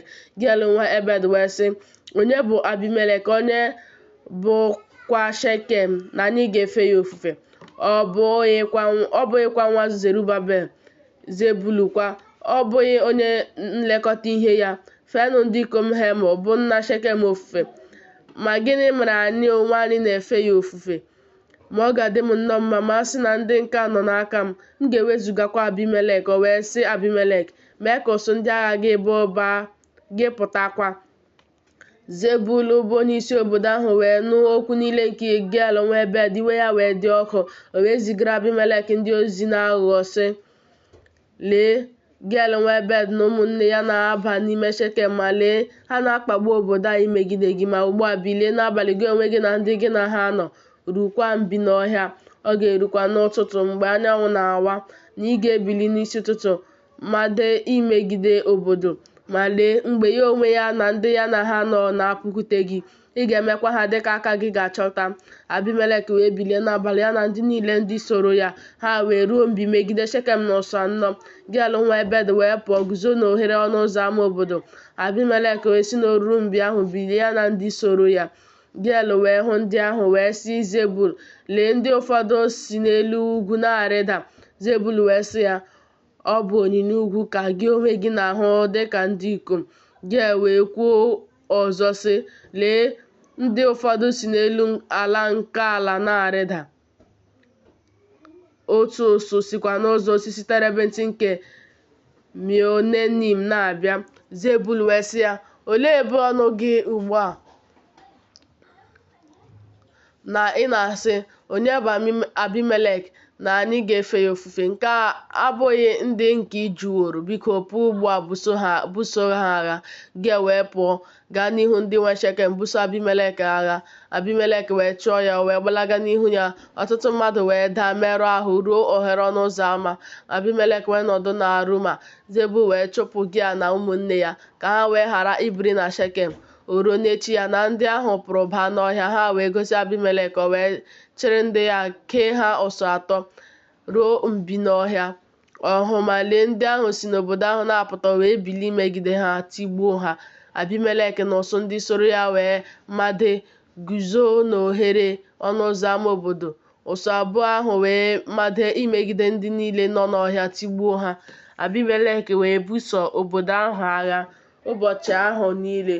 O wee were obodo ahụ gbuo ndị nọ n'ime ya. Ọ kwatuo obodo ahụ, ghasa ya nnu. Ndị niile nwe ụlọ elu Shekem wee nụ ya, baa n'ụlọ kachasị elu nke ụlọ Eberit. E wee gosi Abimelek na ndị niile nwe ụlọ elu Shekem achịkọtawo onwe ha. Abimelek wee rigo n'ugwu Zamọn, ya onwe ya na ndị niile soro ya. Abimelek wee chịrị anyụike ha n'aka ya. O wee gbutuo alaka osisi, welie ya tụkwasị ya n'ubu ya. Ọ sị ndị soro ya, ihe unu hụrụ m ka m mewere, meenụ ngwa meenụ dịka m meworo. Ndị ahụ niile wee gbutukwa nwoke ọbụla alaka ya. Ha wee jeso Abimelek, tụkwasị ha n'ụlọ ahụ kachasị elu, suo ụlọ kachasị elu ahụ ọkụ n'isi ya. Ndị ikom niile nke ụlọ elu Shekem wee nwụkwa, bụ ihe ha ka nnu ndị ikom na ndị inyom abụọ na ọgụ iri. Abimelek wee jeruo Tibez, ma ụlọ ikwu ya megide Tibez, were ya. Ma otu ụlọ elu siri ike dị n'etiti obodo ahụ. Ndị ikom niile na ndị inyom niile na ndị niile nwe obodo ahụ wee gbalaga n'ebe ahụ, mechibido onwe ha n'ụzọ, rigo n'elu ụlọ elu ahụ. Abimelek wee bịara ụlọ elu ahụ, buso ya agha, jeruo nso ọnụ ụzọ ụlọ elu ahụ iwere ọkụ sure ya. Otu nwaanyị wee tụọ aka nkume n'isi Abimelek, tụwa eju isi ya. O wee mee ngwa kpọọ nwa okorobịa na-ebu ihe agha ya, sị ya, mịpụta mma agha gị, mee ka m nwụọ, ka ha wee ghara ikwu okwu banyere m, sị, nwaanyị gburu ya. Nwa okorobịa ya wee makpuo ya, ọ nwụọ. Ndị ikom Izrel wee hụ na Abimelek anwụrụwo, ha wee laa nwoke ọbụla n'ebe nke ya. Chineke wee nyeghachi ihe ọjọọ Abimelek nke o mere nna ya, n'igbu ọgụ ụmụnne ya 310. Ọ bụkwa ihe ọjọọ niile nke ndị ikom Shekem ka Chineke nyeghachiri n'isi ha. Nkọcha Jotam nwa Jerubabel wee bịakwasị ha. Akwụkwọ Ndị Ikpe, isi nke 10. Mgbe Abimelek nwụsịrị, Tola nwa Pua nwa Dodo bụ onye Isaka wee bilie ịzọpụta Izrel. Ya onwe ya bikwa na Shamia n'ugwu Ifrem. O wee kpee Izrel ikpe ọgụ afọ 3, wee nwelie ya na Shamia. Mgbe ọ nwụsịrị, Jaya bụ onye Gilea wee bilie kpee Izrel ikpe ọgụ afọ 2. O nwekwara ọgụ ụmụ ndị ikom 10, ndị ọgụ ụmụ ịnyịnya ibu 10 na-ebu. Ha nwekwara ọgụ obodo 10 nke a na-akpọ Havọt Jaya ruo taa, nke dị n'ala Gilead. Jaya wee nwelie ya na Kamon. Ụmụ Izrel wee mekwa ihe ọjọọ n'anya Jehova, fee Bealim na Starot, na chi niile nke Siria, na chi niile nke Zaịdọn, na chi niile nke Moab, na chi niile nke ụmụ Amọn, na chi niile nke ndị Filistia ofufe. Ha wee hapụ Jehova, ha efeghịkwa ya ofufe. Iwe Jehova wee dị ọkụ megide Izrel. O wee renye ha n'aka ndị Filistia na n'aka ụmụ Amọn. Ha wee tipịa, kpagbukwa ụmụ Izrel afọ ahụ. Afọ 18 ka ha kpagburu ụmụ Izrel niile ndị bi n'ofe Jọdan na n'ala ndị Amọrait na nke dị na Gilead. Ụmụ Amọn wee gabiga Jọdan ibusokwa Juda na ibuso Benjamin na ibuso ụlọ Ifrem agha. E wee kpagbuo Izrel nke ukwuu. Ụmụ Izrel wee tikuo Jehova, sị, anyị emehiewo megide gị, ọbụla n'ihi na anyị ahapụwo Chineke anyị wee fee Bealim ofufe. Jehova wee sị ụmụ Izrel, azọpụtaghị m unu n'aka ndị Ijipt, n'aka ndị Amọrait na n'aka ụmụ Amọn na n'aka ndị Filistia. Ndị Zaịdọn kwa na Amalek na Maon megburu unu. Unu wee tikuo wee zọpụta unu n'aka ha. Ma unu onwe unu ahapụwo wee fee chi ọzọ dị iche iche ofufe. N'ihi ya, m gaghị azọpụtakwa unu ọzọ. Jeenụ tikuo chi ndị unu họpụtaworo ka ha onwe ha zọpụta unu na mgbe mkpagbu unu. Ụmụ Izrel wee sị Jehova, anyị emehiewo, gị onwe gị mee ka maa anyị dịka ihe nne si dị nke dị mma n'anya gị. Biko naanị napụta anyị taa. Ha wee si n'etiti ha wezụgachi ala ọzọ niile fee Jehova ofufe. Mkpụrụ obi ya enweghịkwa ntachi obi n'ihi ọnọdụ ọjọọ nke Izrel. Ụmụ Amọn wee kpọkọta onwe ha ma ụlọ ikwu ha na Gilead. Ụmụ Izrel wee chịkọta onwe ha ma ụlọ ikwu ha na Mispa. Ndị ahụ bụ ndị isi Gilead wee sịrịta onwe ha, onye bụ nwoke ahụ nke ga-amalite ibuso ụmụ Amọn agha? Ọ ga-ahọrọ ndị niile bi na Gilead isi. Akwụkwọ ndị Ikpe isi nke 11. Ma Jefta bụ onye Gilead bụ dike nke bụ dimkpa, ma ya onwe ya bụ nwa nwaanyị na-akwa iko. Ma Gilead mụrụ Jefta. Nwunye Gilead wee mụọra ya ụmụ ndị ikom. Nwunye ya wee tolite chụpụ Jefta sị ya, ị gaghị eketa ihe n'ụlọ nna anyị n'ihi na nwa nwaanyị ọzọ ka ị bụ. Jefta wee gbapụ n'ihu ụmụnne ya biri n'ala Tob. Ndị ikom efu wee chịkọta onwe ha n'ebe Jefta nọ. Ha wee soro ya pụọ ruo mgbe ọtụtụ ụbọchị gasịrị na ụmụ Amọn busoro Izrel agha. Ruo mgbe ụmụ Amọn busoro Izrel agha na ndị okenye Gilead jere ịkụpụta Jefta n'ala Tob. Ha wee sị Jefta, bịa bụrụ anyị onye ọchịagha ka anyị wee buso ụmụ Amọn agha. Jefta wee sị ndị okenye Gilead, unu owu na-akpọghị m asị, chụpụkwa m n'ụlọ nna m. Ma gịnị mere unu bịakwuteworo m ugbu a mgbe unu nọ na mkpagbu? Ndị okenye Gilead wee sị Jefta, n'ihi nke a ka anyị bịaghachikwuteworo gị ugbu a ka ị wee soro anyị jee buso ụmụ Amọn agha. Ị ga-aghọkwara anyị onye isi bụ ndị niile bi na Gilead. Jefta wee sị ndị okenye Gilead, ọ bụrụ na unu eme ka m lọta ibuso ụmụ Amọn agha, ọ bụrụkwa na Jehova rara ha nye n'ihu m, mụ onwe m ga-aghọrọ unu onye isi. Ndị okenye Gilead wee sị Jefta, Jehova bụ onye na-anụ okwu a n'etiti anyị. Ma ọ bụrụ na anyị emeghị otu a dịka okwu gị niile si dị. Jefta wee jeso ndị okenye Gilead. Ndị ahụ wee mee ya onye isi na onye ọchịagha echi ha. Jefta wee kwuo okwu ya niile n'ihu Jehova n'ime Mispe. Jefta wee zie ndị ozi jekwuru eze ụmụ Amọn sị, gịnị ka mụ na gị nwekọrọ na ịbịakwutewo m ibuso ala m agha? Eze ụmụ Amọn wee sị ndị ozi Jefta, n'ihi na Izrel were ala m mgbe o si n'Ijipt rigota site na Anọn wee ruo Jabọk rukwa Jodan, ma ugbu a nyeghachi anyị ala ahụ niile n'udo. Jefta wee zikwa ndị ozi jekwuru eze ụmụ Amọn ọzọ. Ọ sị ya, otu a ka Jefta sịrị Izrel enweghị ala Moab ma ọ bụ ala ụmụ Amọn, n'ihi na mgbe ha siri n'Ijipt rigota, Izrel wee je ije n'ọzara ruo oke osimiri Uhie bịa ruo Kedesh. Izrel wee zie ndị ozi jekwuru eze Edom sị, biko ka m gabiga n'ime ala gị. Ma eze Edom egeghị ntị. Ọzọkwa o ziri ndị ozi jekwuru eze Moab ma o kweghị. Izrel wee nọdụ na Kedesh. O wee je ije n'ọzara gaa ala Edom na ala Moab gburugburu bịa ruo akụkụ ọwụwa anyanwụ ala Moab. Ha wee maa ụlọ ikwu ha n'ofe Anọn, ma ha abaghị n'oke ala Moab n'ihi na Anọn bụ oke ala Moab. Izrel wee zie ndị ozi jekwuru Saịhọn bụ eze ndị Amọrait bụ eze Heshbọn. Izrel wee sị ya, biko ka anyị gabiga n'ime ala gị ruo ebe nke m. Ma Saịhọn atụkwasịghị Izrel obi ịgabiga n'ime oke ala ya. Ma Saịhọn chịkọtara ndị ya niile. Ha wee maa ụlọ ikwu ha na Jehaz buso Izrel agha. Jehova bụ Chineke Izrel wee nye Saịhọn na ndị ya niile n'aka Izrel.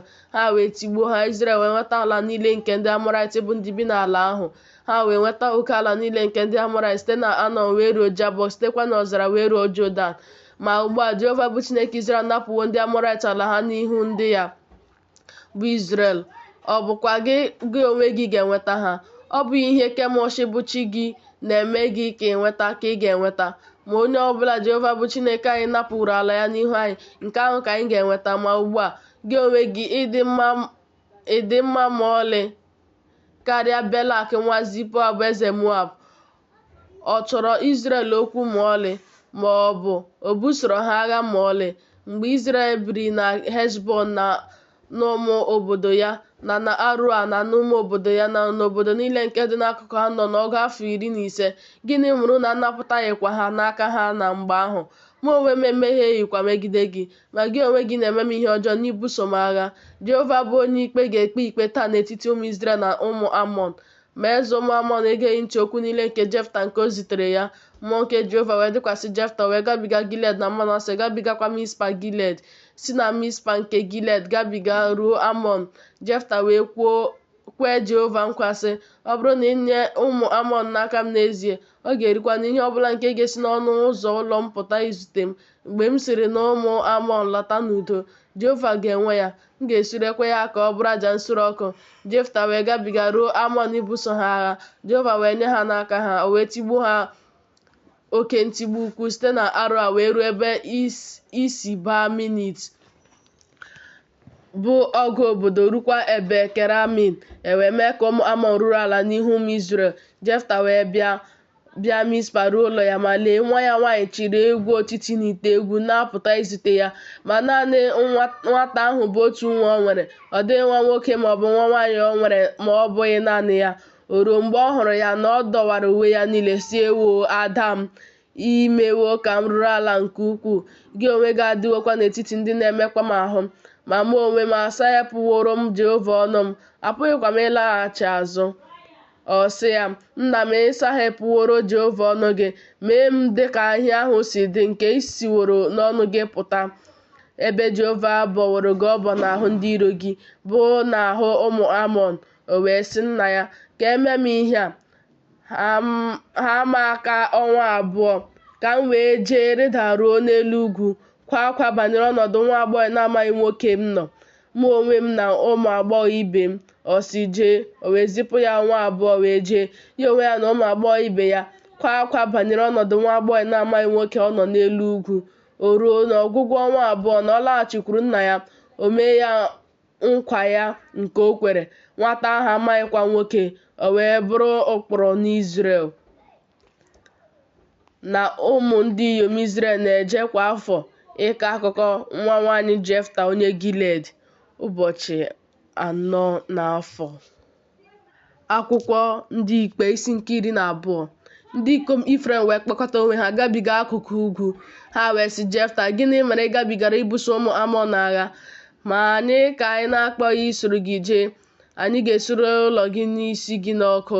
Jefta wee sị ha, onye na-ese okwu nke ukwuu ka m bụworo, mụ onwe m na ndị m na ụmụ Amọn, m wee tikuo unu, ma unu azọpụtaghị m n'aka ha.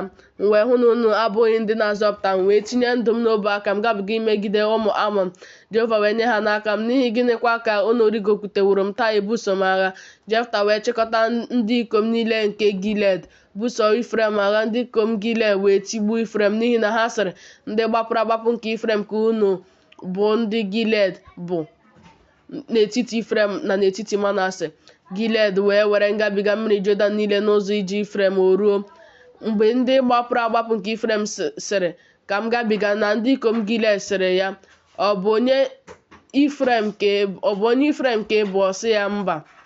Ha sị ya, biko, si Shibolet. Ọ sị, Shibolet, n'ihi na o dozighị onwe ya ịkpọ ya nke ọma. Ha wee jide ya, gbuo ya na ngabiga mmiri Jọdan. Ọgụ nnu ndị ikom ụzọ 5 na nnu 5 wee daa mgbe ahụ site na Ifrem.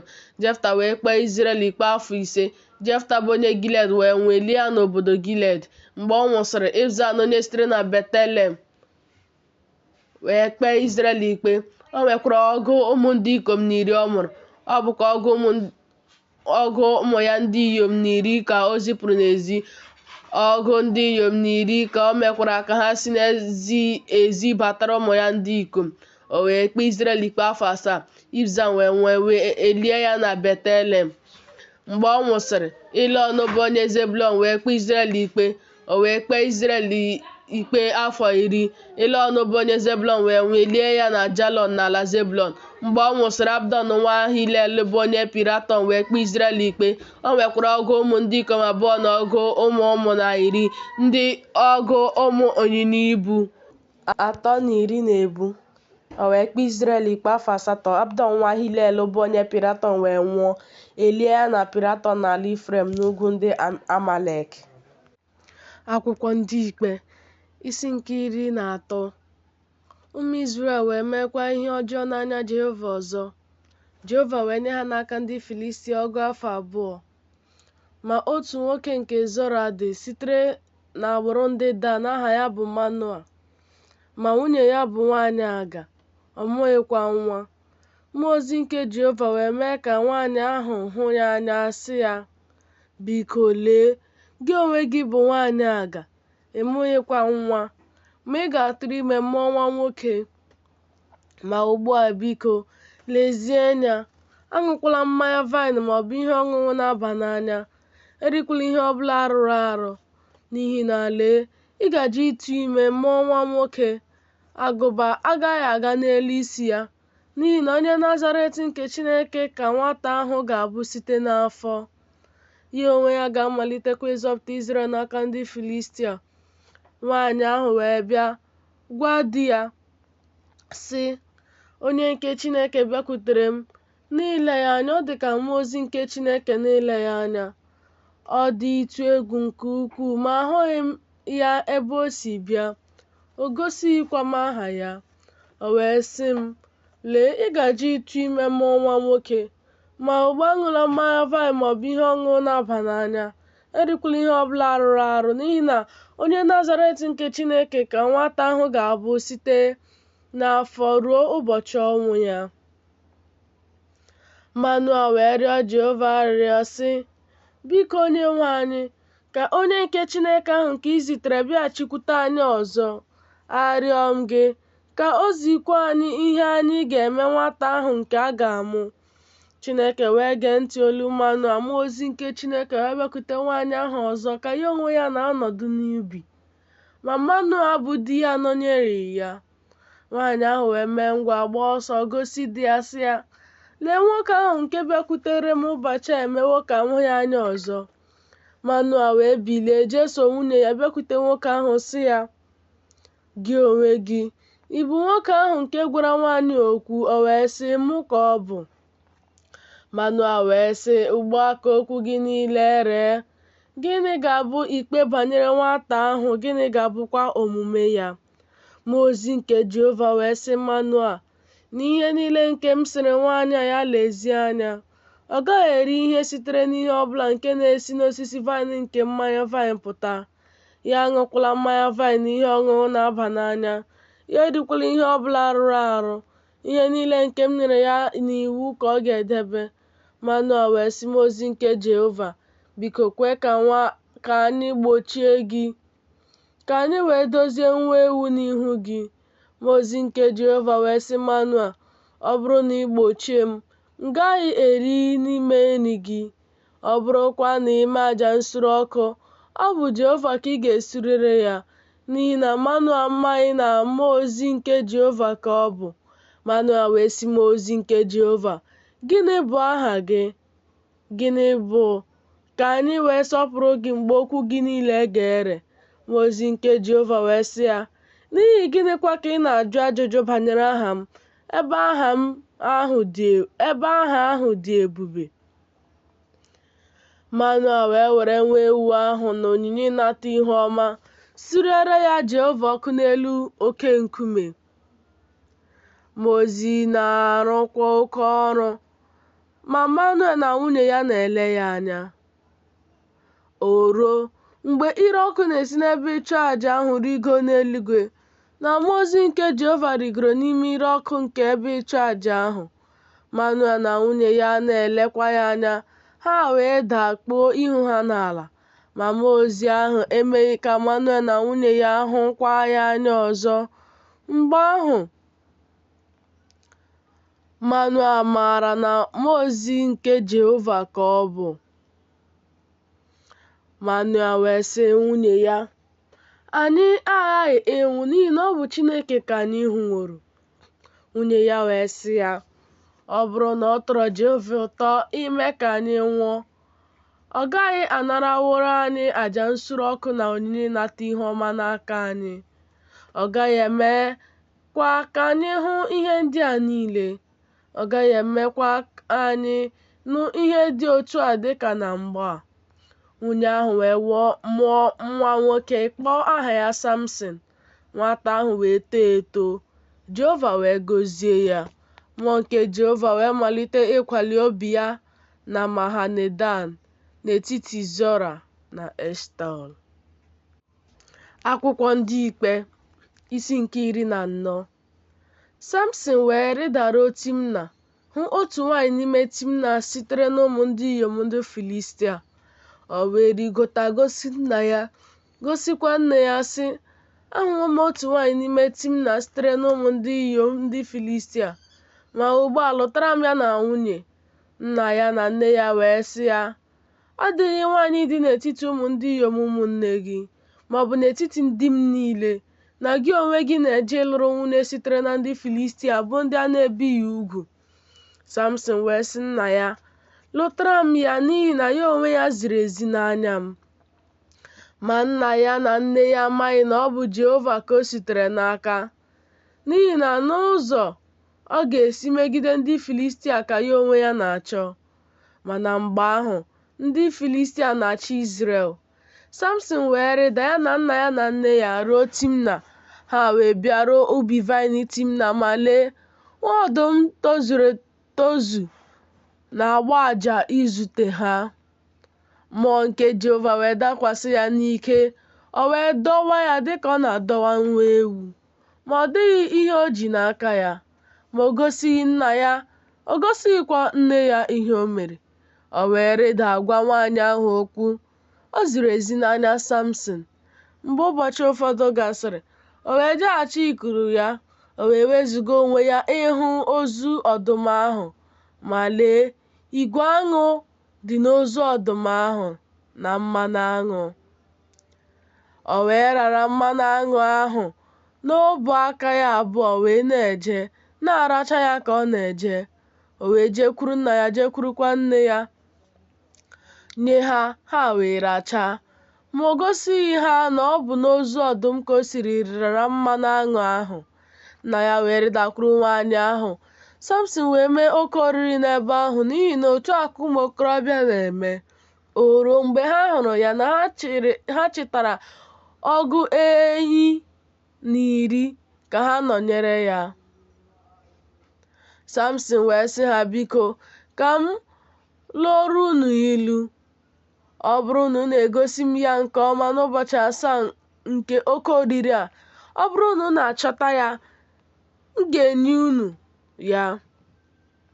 M ga-enyekwa unu ọgụ uwe akwa ọcha 10 na ọgụ uwe mgbanwe 10. Ma ọ bụrụ na unu apụghị igosi m ya, unu onwe unu ga-enyekwa m ọgụ uwe akwa ọcha 10 na ọgụ uwe mgbanwe 10. Ha wee sị ya, lụọ ilu gị ka anyị wee nụ ya. O wee sị ha, n'ahụ onye na-eri eri ka oriri si pụta, n'ahụ onye dị ike ka ihe ụtọ si pụtakwa. Ma ha apụghị igosi ilu ahụ n'ụbọchị 3. O ruo n'ụbọchị nke 7, ha sịrị nwunye Samson, ha raa di gị ọnụ, ka o wee gosi anyị ilu ahụ, ka anyị wee ghara isure gị n'ụlọ nna gị n'ọkụ. Ọ bụ ịnapụ anyị ihe niile anyị nwere ka unu kpọrọ anyị? Ọ bụghị otu a. Nwunye Samson wee kwakwasịa ya akwa sị, naanị asị ka ị na-akpọ m, ị hụghịkwa m n'anya. Ịlụworo ụmụ ndị m ilu, ma mụ ka ị na-egosighị ya. Ọ sị ya, lee, nna m na nne m ka m na-egosighị ya, ọ bụkwa gị ka m ga-egosi ya? O wee na-akwasị ya akwa n'ụbọchị 7 ahụ nke oke oriri ahụ dịrịrị. O ruo n'ụbọchị nke 7 na o gosiri ya, n'ihi na ọ kpagidesiri ya ike. O wee gosi ụmụ ndị ya ilu ahụ. Ndị ikom obodo ahụ wee sị ya, n'ụbọchị nke 7 tupu anyanwụ ada, gịnị dị ụtọ karịa mmanụ aṅụ, ma ọ bụ gịnị dị ike karịa ọdụm? O wee sị ha, ọ bụrụ na unu ejighị nwa agbọghọ ehi m dọọ ihe eji gwuo ala ubi, unu agaghị achọtaworo ilu m. Mmụọ nke Jehova wee dakwasị ya n'ike. O wee ridoro Ashkelọn, tigbuo ọgụ ndị ikom 10 n'etiti ha, chiri ihe ha ọ lụtara nye ndị gosiworo ilu ahụ uwe mgbanwe. Iwe ya wee dị ọkụ, wee rigoro ụlọ nna ya. Nwunye Samson wee ghọrọ nwoke ibe Samson nwunye, bụ nwunye nke Samson gburu ya enyi. Akwụkwọ ndị Ikpe isi nke 15.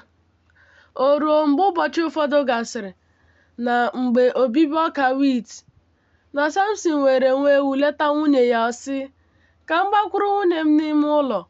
Ma nna nwunye ya ekweghị ka ọ baa. Nna ya wee sị, asịrị m n'ezie na ị kpọrọ ya asị nke ukwuu, wee nye ya nwoke ibe gị, nwanne ya nke nta. Ọ dịghị mma karịa ya. Biko ka ọ nọchiri gị n'ọnọdụ ya. Samson wee sị ha, otu ugboro a m ga-abụ onye ikpe na-amaghị karịa ndị Filistia. Ọ bụ ezie na mụ onwe m na-emeghị ihe ọjọọ. Samson wee jee nwude ọgụ nkịta ọhịa 15, chiri ọnwa, chee ọdụdụ ihu, tinye otu ọnwa n'etiti ọdụdụ abụọ na agbata ha. O wee mụnye ọkụ n'ọnwa niile, zipụ ha gaa n'ọka guzoro eguzo nke ndị Filistia, wee sure ma obo ọka ma ọka guzoro eguzo ha na ubi oliv. Ndị Filistia wee sị, onye meworo nke ha? Sị Samson, di nwa onye Timna, n'ihi na ọ narawo ya nwunye ya, nye ya nwoke ibe ya. Ndị Filistia wee rigo kpọrọ ya na nna ya n'ọkụ. Samson wee sị ha, ọ bụrụ na unu eme otu a, aghaghị m ịbọrọ onwe m ọbọ n'ahụ unu, ma emesịa m ga-aha. O wee tigbuo ha ntigbu ukwu, ogwe ụkwụ n'elu apata ụkwụ. O wee rịda nọdụ n'ime mgbawa nke nkume dị elu bụ Etam. Ndị Filistia wee rigo ma ụlọ ikwu ha n'ime Juda, gbasa onwe ha n'ime Lehi. Ndị ikom Juda wee sị, n'ihi gịnị ka unu rigotaworo megide anyị? Ha sị, ike Samson agbụ ka anyị rigotaworo ime ya dịka o meworo anyị. Nnu ndị ikom Juda 70 wee rịdaruo mgbawa nkume dị elu bụ Etam, sị Samson, ịma anyị na ndị Filistia bụ ndị na-achị anyị. Gịnị bụkwa nke imeworo anyị? Ọ sị ha, dịka ha mere m, otu a ka m meworo ha. Ha sị ya, ike ga-agbụ ka anyị rịdataworo inye gị n'aka ndị Filistia. Samson wee sị ha, ṅụọrọ ọnụ m iyi ka unu wee ghara ịdakwasị m unu onwe unu. Ha wee gwa ya okwu sị, mba, kama anyị ga-ekesi gị agbụ ike nye gị n'aka ha, ma anyị agaghị eme ka ị nwụọ ma ọlị. Ha wee chịrị ụdọ ọhụrụ abụọ kee ya agbụ, mee ka o si na nkume ahụ dị elu rigota. Mgbe ya onwe ya bịaruru Lehi, ndị Filistia wee tie mkpu n'izute ya. Mmụọ nke Jehova wee dakwasị ya n'ike. Ụdọ abụọ nke dị n'ogwe aka ya abụọ wee dị ka flax nke reworo n'ọkụ. Agbụ ya niile wee gbazepụ n'aka ya abụọ, wee hụta ọkpụkpụ agba ọhụrụ nke ịnyịnya ibu. Setịpụ aka ya, jide ya, were ya tigbuo nnu ndị ikom abụọ na ọgụ 10. Samson wee sị, ọkpụkpụ agba ịnyịnya ibu ka m jiworo, otu ọbọ abụọ ọkpụkpọ agba ịnyịnya ibu ka m jiworo tigbuo nnu ndị ikom abụọ na ọgụ 10. O ruo mgbe o kwubiri okwu na ọ tụpụrụ ọkpụkpọ agba anụ ahụ n'aka ya, o wee kpọọ ebe ahụ Remat Lehi. Akpịrị wee kpọọ ya nkụ nke ukwuu. O wee kpọọ oku Jehova sị, gị onwe gị esiwo n'aka ohu gị nye nzọpụta ukwu a, ma ugbu a m ga-anwụ na akpịrị kpọ nkụ, daba n'aka nke ndị a na-ebighị ugwu. Chineke wee gbawa olulu ahụ nke dị n'ime Lehi. Mmiri wee si n'ime ya pụta, ọ wee ṅụọ. Mmụọ ya wee bịaghachi, o wee dị ndụ, n'ihi na ọ kpọrọ aha ya Ehakore, nke dị na Lehi ruo taa. O wee kpee Izrel ikpe na mgbe ndị Filistia ọgụ afọ. Akwụkwọ ndị ikpe isi nke 16. Samson wee jeruo Geza, hụ otu nwaanyị na-akwa iko n'ebe ahụ. O wee bakwuru ya. E wee gwa ndị Geza sị, Samson abịawo ebe a. Ha wee gbaa ya gburugburu, chee ya nwa abalị ahụ niile n'ọnụ ụzọ ámá obodo, nọdụ duu abalị ahụ niile, sị, ka ọ dịruo ihe ụtụtụ anyị wee gbuo ya.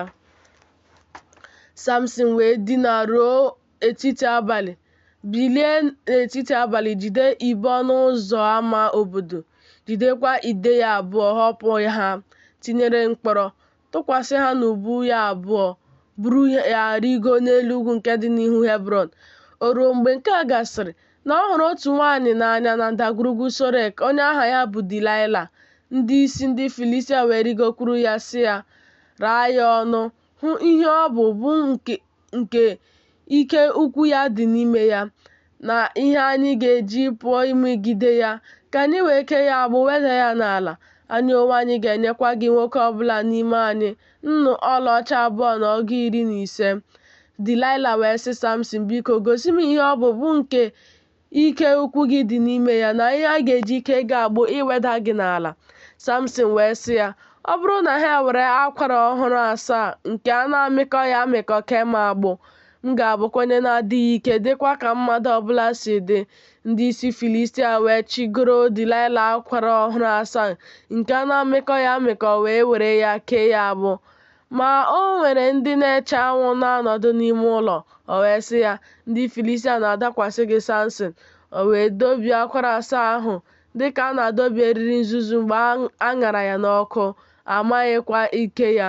Delilah wee sị Samson, lee, ịkwawo m emo, gwa m okwu ụgha, biko gosi m mgbe ihe a ga-eji kee gị agbụ. Ọ sị ya, ọ bụrụ na ha chịrị ụda ọhụrụ nke a na-ejighị jee ozi ọbụla kesie m agbụ ike, m ga-abụkwa onye na-adị ike, dịkwa ka mmadụ ọbụla si dị. Delilah wee chịrị ụda ọhụrụ were ya kee ha agbụ. Sị ya, ndị Filistia na-adakwasị gị Samson, ma ndị na-eche anwụ na-anọdụ n'ime ụlọ. O wee dọbipụ ha n'ogwe aka ya abụọ dịka ọghọ. Delilah wee sị Samson, ruo ugbu a ịkwawo m emo, gwa m okwu ụgha, gosi m ihe a ga-eji kee gị agbụ. Ọ sị, ọ bụrụ na ị kpaa osisi 7 n'isi m na-akwa akpara. O wee were ntụ isi ya sị ya, ndị Filistia na-adakwasị gị Samson. O wee teta n'ụra, were ntụ nke ihe eji akpa akwa na akwa ahụ akpara bulie ije ya.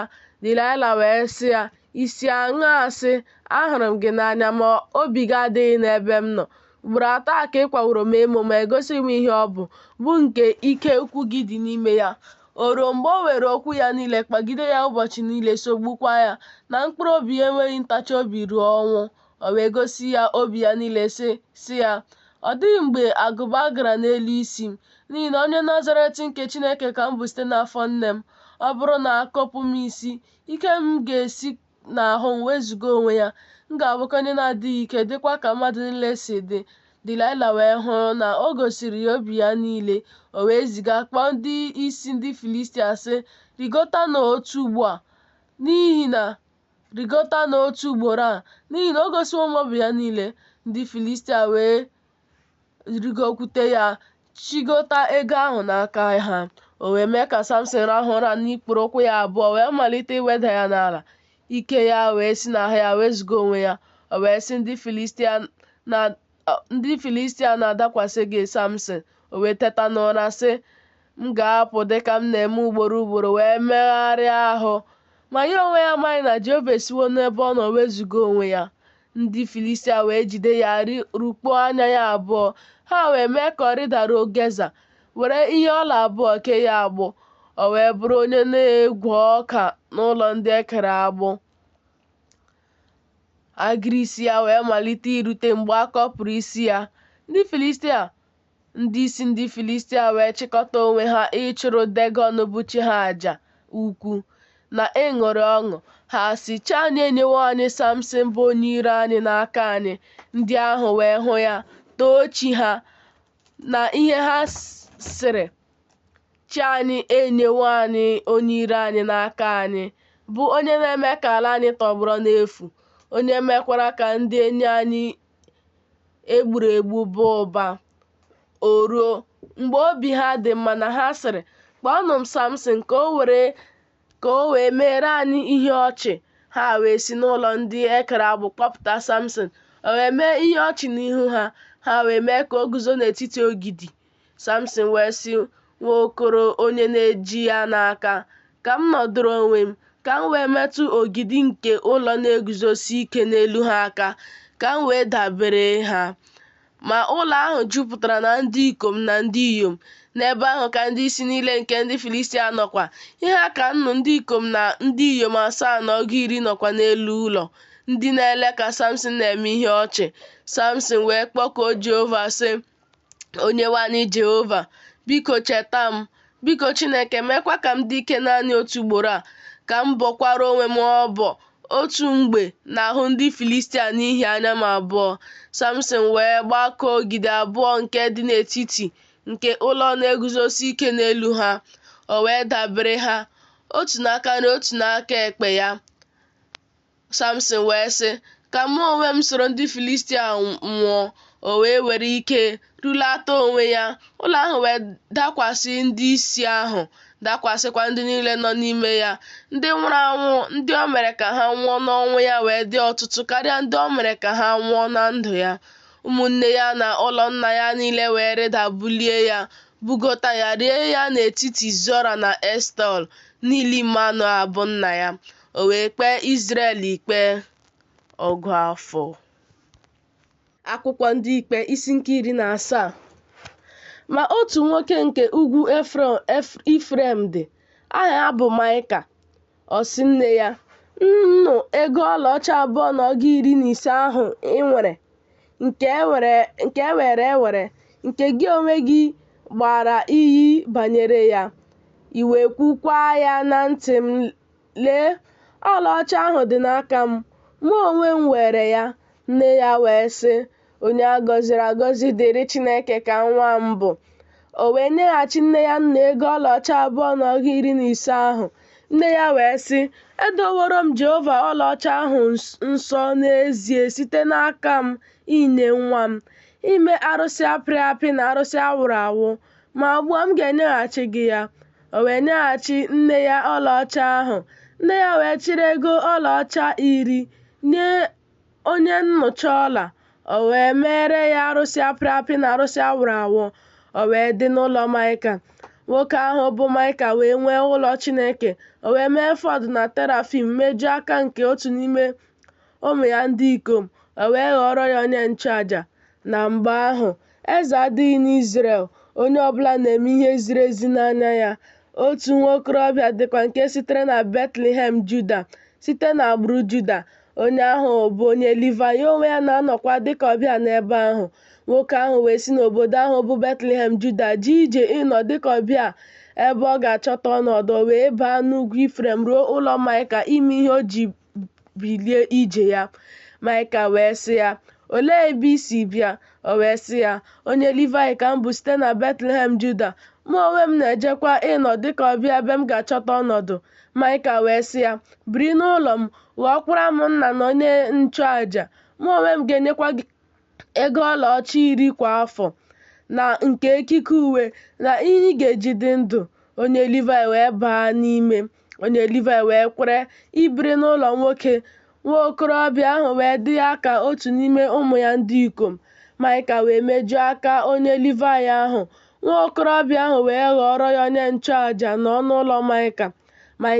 Maịka wee sị, "Ugbu a ka m mara na Jehova ga-eme m mma, n'ihi na onye Livayị bụrụ m onye nchụaja." Akwụkwọ ndị Ikpe isi nke 18. Na mgbe ahụ eze adịghị n'Izrel. Na mgbe ahụ ebo ndị Dan na-achọrọ onwe ha ala nketa ibiri ebiri, n'ihi na ọ dịghị ala bara n'aka ha n'ihe nketa n'etiti ebo Izrel niile ruo ụbọchị ahụ. Ụmụ Dan wee si n'agbụrụ ha ziga ndị ikom 5 sitere n'ọnụọgụgụ ha niile, bụ ndị dimkpa site na Zora, sitekwa n'Eshtaol, iledo ala ahụ na ilepụta ya. Ha wee sị ha, "Jeenụ lepụtanụ ala ahụ." Ha wee bịa ugwu Ifrem ruo ụlọ Maịka, n'ọnọdụ abalị n'ebe ahụ. Mgbe ndị ahụ nọrọ nso ụlọ Maịka, ha onwe ha matara olu nwa okorobịa ahụ bụ onye Livayị. Ha wee wezuga onwe ha, baa n'ebe ahụ sị ya, "Onye mere ka ị bịa ebe a? Ọ bụkwa gịnị ka gị onwe gị na-eme n'ebe a?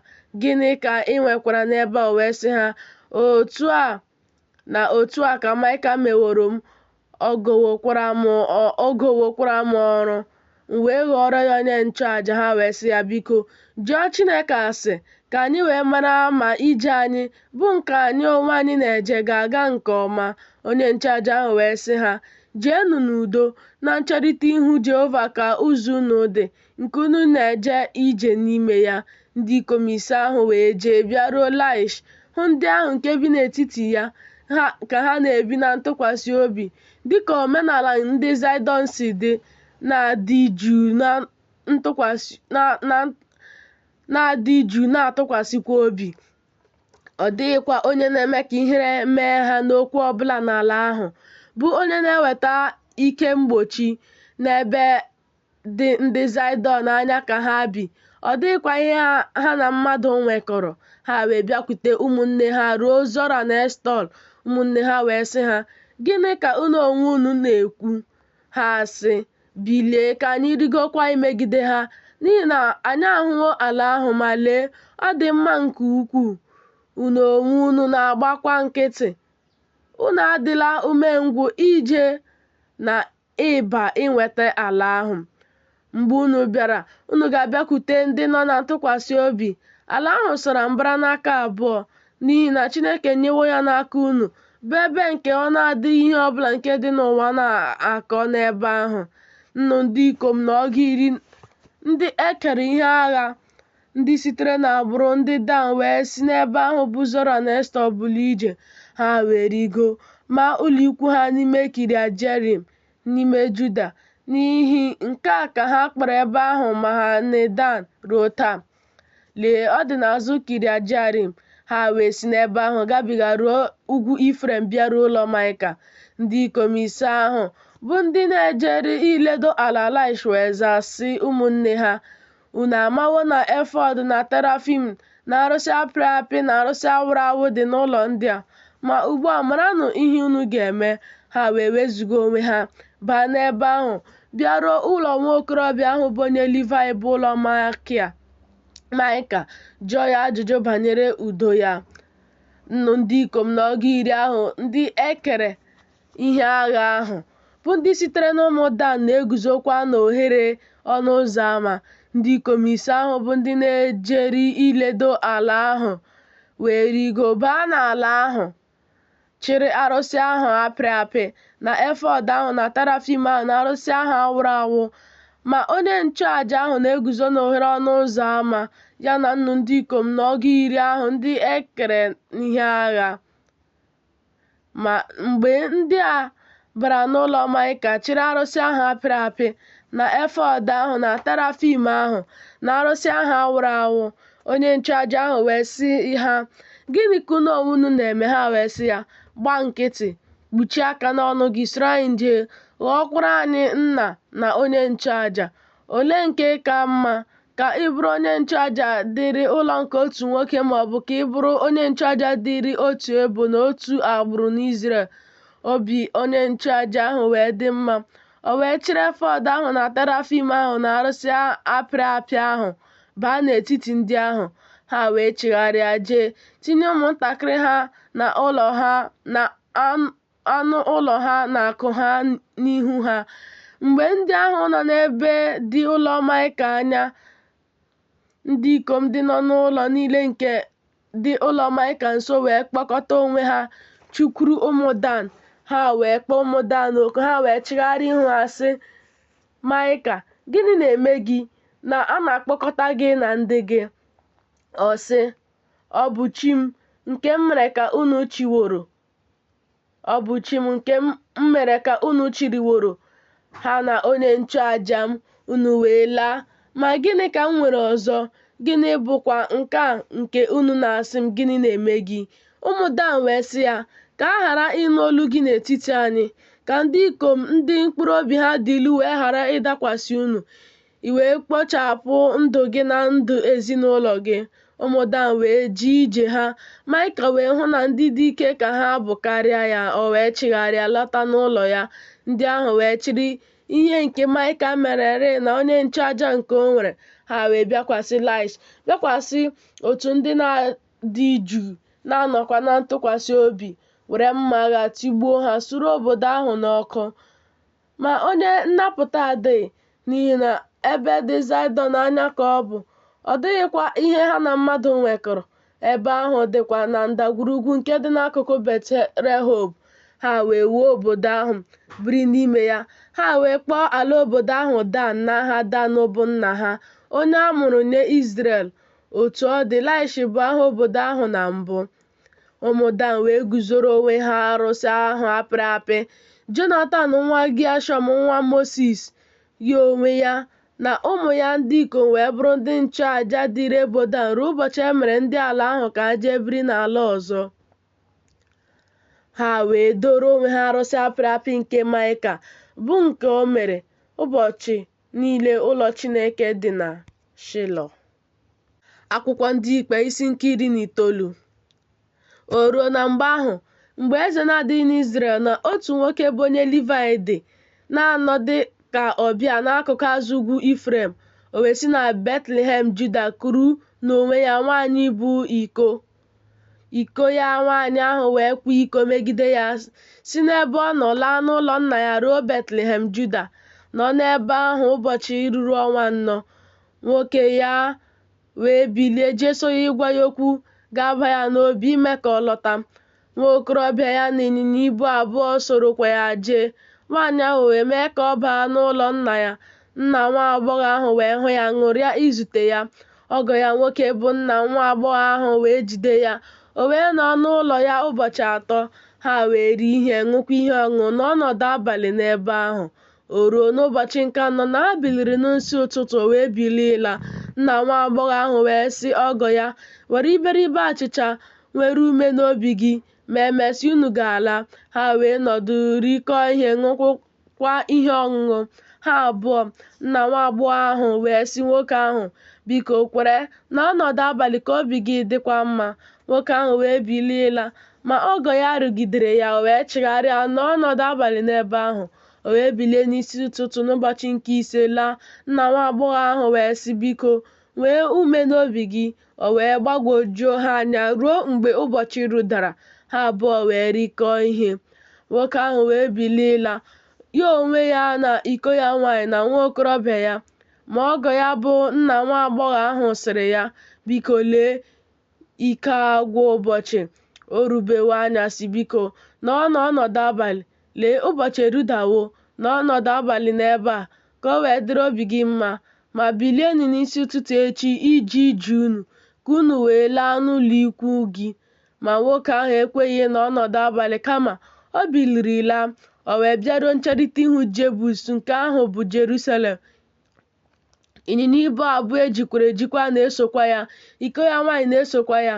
Ma mgbe ndị ahụ nọ nso Jebus, ụbọchị jemiri nke ukwuu, nwa okorobịa ahụ wee sị onye nwe ya, biko bịa ka anyị wezuga onwe anyị jeruo obodo a nke ndị Jebus n'ọnọdụ abalị n'ime ya. Onye nwe ya wee sị ya, anyị agaghị ewezuga onwe anyị jeruo obodo onye ala ọzọ, ebe onye sitere n'ụmụ Izrel na-anọghị, kama anyị ga-agabiga ruo Gibea. O wee sị nwa okorobịa ya, bịa ka anyị bịaruo nso otu n'ime ebe ndị a. Anyị ga-anọkwa ọnọdụ abalị na Gibea ma ọ bụ na Rema. Ha wee gabiga na-eje ije ha, anyanwụ wee dakpugide ha n'akụkụ Gibea nke dịrị Benjamin. Ha wee wezuga onwe ha baa n'ebe ahụ. Ịnọ ọnọdụ abalị na Gibea, ọ baa nọdụ n'ama obodo ahụ, ma ọ dịghị nwoke na-achịkọta ha baa n'ụlọ ya ịnọ ọnọdụ abalị. Ma lee, otu agadi nwoke siri n'ọrụ ya bụ n'ubi bịa n'anyasị. Ma nwoke ahụ sitere n'ugwu Ifrem, ya onwe ya na-anọkwa dịka ọbịa na Gibea. Ma ndị ikom ebe ahụ bụ ndị Benjamin. O welie anya ya abụọ hụ onye ije ahụ n'ama obodo. Agadi nwoke ahụ wee sị, olee ebe ị na-eje? Olee ebe i sikwa bịa? Ọ sị ya, anyị onwe anyị na-esi na Betlehem Juda gabiga ruo akụkụ azụ ugwu Ifrem. Ebe ahụ ka m si bịa, m wee jee Betlehem Juda. Ọ bụkwa ụlọ Chineke ka mụ onwe m na-eje, ma ọ dịghị nwoke na-achịkọta m na ndị m n'ụlọ ya. Otu ọ dị, ma okporo ọka ma nri anụ ụlọ dịrị ịnyịnya ibu anyị. Ọzọkwa, achịcha na mmanya vaịnị dịrị m, dịkwara ohu gị nwaanyị, dịkwara nwa okorobịa nke na-eso ndị ohu gị. Ọ dịghị ihe ọbụla n'aka anyị. Agadi nwoke ahụ wee sị, udo dịrị gị, naanị ihe niile na-akọ gị dịkwasị m. Naanị anọla ọnọdụ abalị n'ama. O wee mee ka ọ baa n'ụlọ ya, gwara ịnyịnya ibu nri ha. Ha wee sụ ụkwụ ha, rie ihe, ṅụkwa ihe ọṅụṅụ. Mgbe ha onwe ha na-eme ka obi ha dị mma, lee, ndị ikom obodo ahụ bụ ndị ikom jọgburu onwe ha gbara ụlọ ahụ gburugburu, na-etisi aka ike n'ọnụ ụzọ. ha wee gwa onye nwe ụlọ ahụ okwu bụ agadi nwoke ahụ sị, mee ka ọ pụta bụ nwoke nke bara n'ụlọ gị ka anyị wee mara ya. Nwoke ahụ bụ onye nwe ụlọ wee pụkwuru ha sị ha, mbụ ụmụnne m, biko unu emela ihe ọjọọ ebe nwoke a bataworo n'ụlọ m. Unu emela ihe nzuzu a. Lee, nwa nwaanyị bụ nwa agbọghọ na-amaghị nwoke na iko ya nwaanyị. Biko ka m mee ka ha pụta, wedakwanụ ha n'ala, mee ha ihe dị mma n'anya unu. Ma unu emela nwoke a ihe nzuzu a. Ma ndị ikom ahụ ekweghị ige ntị ya. Nwoke ahụ wee jide iko ya nwaanyị, mee ka ọ pụtara ha n'ezi. Ha wee mara ahụ ya, sogbugide ya abalị ahụ niile ruo ụtụtụ. Ha wee zilaga ya na chi ọbụbọ. Nwaanyị ahụ wee bịa n'isi ụtụtụ daa n'ọnụ ụzọ ụlọ nwoke ahụ ebe onye nwe ya nọ ruo mgbe ìhè pụtara. Onye nwe ya wee bilie n'ụtụtụ meghee ọnụ ụzọ ụlọ ahụ wee pụọ ije ije ya. Ma lee, nwaanyị ahụ bụ iko ya dawo n'ọnụ ụzọ ụlọ ahụ, aka ya abụọ dịkwa na mbata ụzọ. Ọ sị ya, bilie ka anyị laa. Ma ọ dịghị onye na-aza. O wee buru ya n'elu ịnyịnya ibu ya. Nwoke ahụ wee bilie jee ruo ebe nke ya. O wee baa n'ụlọ ya, were mma jide iko ya nwaanyị, bọọ ya dịka ọkpụkpọ ya niile si dị n'ọbụbọ 12, wee zisa ya n'oke ala niile nke Izrel. O ruo na onye ọbụla nke na-ahụ ya anya sịrị, ọ dịghị mgbe e mere ka ihe dị otu a dị. Ọ hụghịkwa ihe dị otu a site n'ụbọchị ụmụ Izrel siri n'ala Ijipt rigota ruo taa. Tụkwasịnụ uche na ya, gbaanụ izu, kwukwanụ okwu. Akwụkwọ Ndị Ikpe isi nke 20. Ụmụ Izrel niile wee pụta, wee kpọkọta nzukọ Izrel dịka otu nwoke, site na Dan wee ruo Bịasheba, ha n'ala Gilead, n'ebe Jehova nọ na Mispa. Ndị isi ndị Izrel niile bụ ebo niile nke Izrel wee guzo onwe ha n'ime mkpokọta ndị Chineke. Ọgụ nnu ọgụ ụzọ abụọ na ọgụ nnu ụzọ 10 bụ ndị ji ụkwụ eje, ndị na-amịpụta mma agha. Ma ụmụ Benjamin nụrụ na ụmụ Izrel arịgowo ruo Mispa. Ụmụ Izrel wee sị, kwuonụ ihe ọjọọ a, o si aṅaa dị? Nwoke ahụ bụ onye Livayị dị nwaanyị ahụ nke egburu egbu wee zaa sị, ọ bụ Gibea nke dịrị Benjamin ka m bịara. Mụ onwe m na iko m nwaanyị nọ ọnọdụ abalị. Ndị nwe Gibea wee bilie megide m, gbaa ụlọ gburugburu megide m n'abalị. Nwoke ha chere igbu iko m nwaanyị ka ha wedakwara n'ala, o wee nwụọ. M wee jide iko m nwaanyị, bọọ ya abụọ, zisa ya n'ọhịa niile nke ala nketa Izrel, n'ihi na ha emewo ihe nzube ọjọọ na ihe nzuzu n'Izrel. Lee, unu niile bụ ụmụ Izrel, wepụtanụ okwu na izu n'onwe unu n'ebe a. Ndị Izrel wee bilie dịka otu nwoke si, anyị agaghị eje onye ọbụla n'ụlọ ikwu ya, anyị agaghị ewezugakwa onwe anyị onye ọbụla ịba n'ụlọ ya. Ma ugbu a, nke a bụ ihe anyị ga-eme Gibea. Anyị ga-arịgoro imegide ya n'ofufe nza. Anyị ga-ewerekwa ndị ikom 10 n'ime ọgụ 5 nke ebo niile nke Izrel, na ọgụ 5 n'ime nnu abụọ na ọgụ 10, na nnu abụọ na ọgụ 10 n'ime ọgụ nnu na nnu 5, iwetara ndị Izrel ihe oriri ụzọ ka ha wee mee mgbe ha bịaruru Geba Benjamin, dịka ihe nzuzu niile si dị nke ha meworo n'Izrel. Ndị ikom niile nke Izrel wee chịkọta onwe ha imegide obodo ahụ dịka otu nwoke ka ejikọtara ha n'otu. Ebe Izrel niile wee zisa ndị ikom n'ebo Benjamin sị, gịnị bụ ihe ọjọọ a nke meworo ka ọ dị n'etiti unu? Ma ugbu a, nye naanị ndị ikom ahụ bụ ndị jogburu onwe ha, ndị nọ na Gibea, ka anyị wee mee ka ha nwụọ, ka anyị kpochapụkwa ihe ọjọọ n'Izrel. Ma ụmụ Benjamin ekweghị ige ntị olu ụmụnne ha bụ ụmụ Izrel. Ụmụ Benjamin wee si n'obodo niile ha chịkọta onwe ha ruo Gibea ịpụ ibuso ụmụ Izrel agha. Ụmụ Benjamin wee gụkọta onwe ha n'ụbọchị ahụ site n'obodo niile ha. Ọgụ nnu ụzọ 3 na nnu 5 bụ ndị ikom na-amịpụta mma agha, na-agụghị ndị bi na Gibea, ndị gụkọtara onwe ha nnu ndị ikom na ọgụ 15 ndị ahọpụtara ahọpụta. N'etiti ndị nke a niile, nnu ndị ikom na ọgụ 15 ndị ahọpụtara ahọpụta dị ndị na-eme aka ekpe. Onye ọbụla n'ime ha na-amata otu agịrị isi nkume, ghara ịmahie. Ma ndị ikom Izrel gụkọtara onwe ha ọgụ ụzọ 2 na ọgụ nnu ụzọ 10 bụ ndị ikom na-amịpụta mma agha, na-agụghị Benjamin. Ndị a niile bụ ndị ikom agha. ụmụ Izrel wee bilie rigoruo Betel jụọ Chineke ase. Ha wee sị, onye ga-ebu ụzọ rigoruo anyị ibuso ụmụ Izrel agha, ibuso ụmụ Benjamin agha? Jehova wee sị, Juda ga-ebu ụzọ. Ụmụ Izrel wee bilie n'ụtụtụ ma ụlọ ikwu ha megide Gibea. Ndị ikom Izrel wee pụọ ibuso Benjamin agha. Ndị ikom Izrel wee doo agha n'usoro imegide ha na Gibea. Ụmụ Benjamin wee si na Gibea pụta bibiruo ala n'etiti Izrel. N'ụbọchị ahụ, ọgụ nnu ndị ikom ụzọ abụọ na nnu 15 ndị ahụ bụ ndị ikom Izrel wee mee onwe ha ka ha dị ike. Ha wee dokwa agha n'usoro ọzọ n'ebe ha doro onwe ha n'usoro n'ụbọchị mbụ. Ụmụ Izrel wee rigo kwa akwa n'ihu Jehova ruo anyasị. Ha wee jụọ Jehova sị, m ga-abịarukwa nso ọzọ ibuso ụmụ Benjamin bụ nwanne m agha?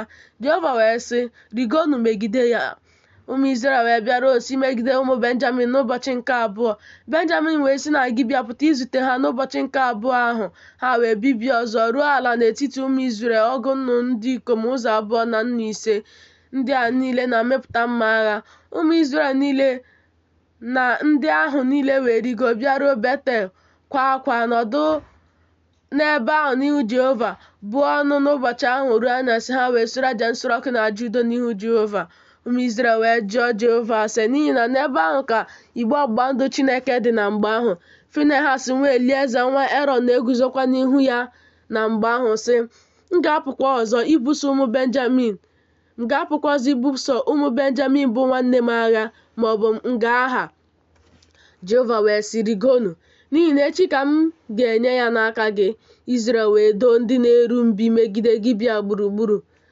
Ụmụ Izrel wee rigo megide ụmụ Benjamin n'ụbọchị nke atọ, doo onwe ha n'usoro megide Gibea dịka ha mere ugboro abụọ gara aga. Benjamin wee pụọ izute ndị Izrel wee dọpụ ha n'obodo. Ha wee malite itigbu ụfọdụ n'etiti ndị Izrel na igbu ha dịka ha mere ugboro abụọ gara aga n'ụzọ abụọ atụliri atụli, nke otu n'ime ha na-arịgo Betel, onye na-arịgokwa Gibea n'ọhịa. Ihe ha ka ọgụ ndị ikom 10 n'ime Izrel. Ụmụ Benjamin wee sị, a na-etigbu ha n'ihu anyị dịka na mbụ. Ma ụmụ Izrel sịrị, ka anyị gbalaga si n'obodo dọpụta ha n'ụzọ atụliri atụli. Ndị ikom niile nke Izrel wee si n'ọnọdụ ha bilie doo onwe ha n'usoro na Bealtema. Ndị Izrel ndị na-eru mbi na-awapụtakwa n'ọnọdụ ha na Maregeba. Ọgụ nnu ndị ikom na nnu 5 ndị ahọpụtara ahọpụta n'Izrel niile wee bịa na ncherịta ihu Gibea. Agha ahụ wee dị arụ, ma ndị Benjamin amaghị na ihe ọjọọ na-emetụ ha ahụ. Jehova wee tigbuo Benjamin n'ihu Izrel. Ụmụ Izrel wee bibie ọgụ nnu ndị ikom ụzọ 3 na nnu 2 na ọgụ 15 n'ime Benjamin n'ụbọchị ahụ. Ndị a niile na-amịpụta mma agha. Ụmụ Benjamin wee hụ na e tigburu ha, n'ihi na ndị ikom Izrel nyere Benjamin ụzọ, n'ihi na ha tụkwasịrị obi na ndị na-eru mbi ndị ha doro imegide Gibea. Ndị na-eru mbi wee jee ọsọ ọsọ made imegide Gibea. Ndị na-eru mbi wee doro onwe ha ruo obodo, were ọnụ mma agha tigbuo obodo ahụ niile. Ma ihe ịrịba ama akara aka nke dịrị ndị ikom Izrel na ndị na-eru mbi bụ nke a, na ha ga-eme ka oke nkwuli anwụrụ ọkụ si n'obodo ahụ rigo. Ndị ikom Izrel wee chigharịa n'agha ahụ. Benjamin wee malite itigbu ụfọdụ n'etiti ndị ikom Izrel na igbu ha.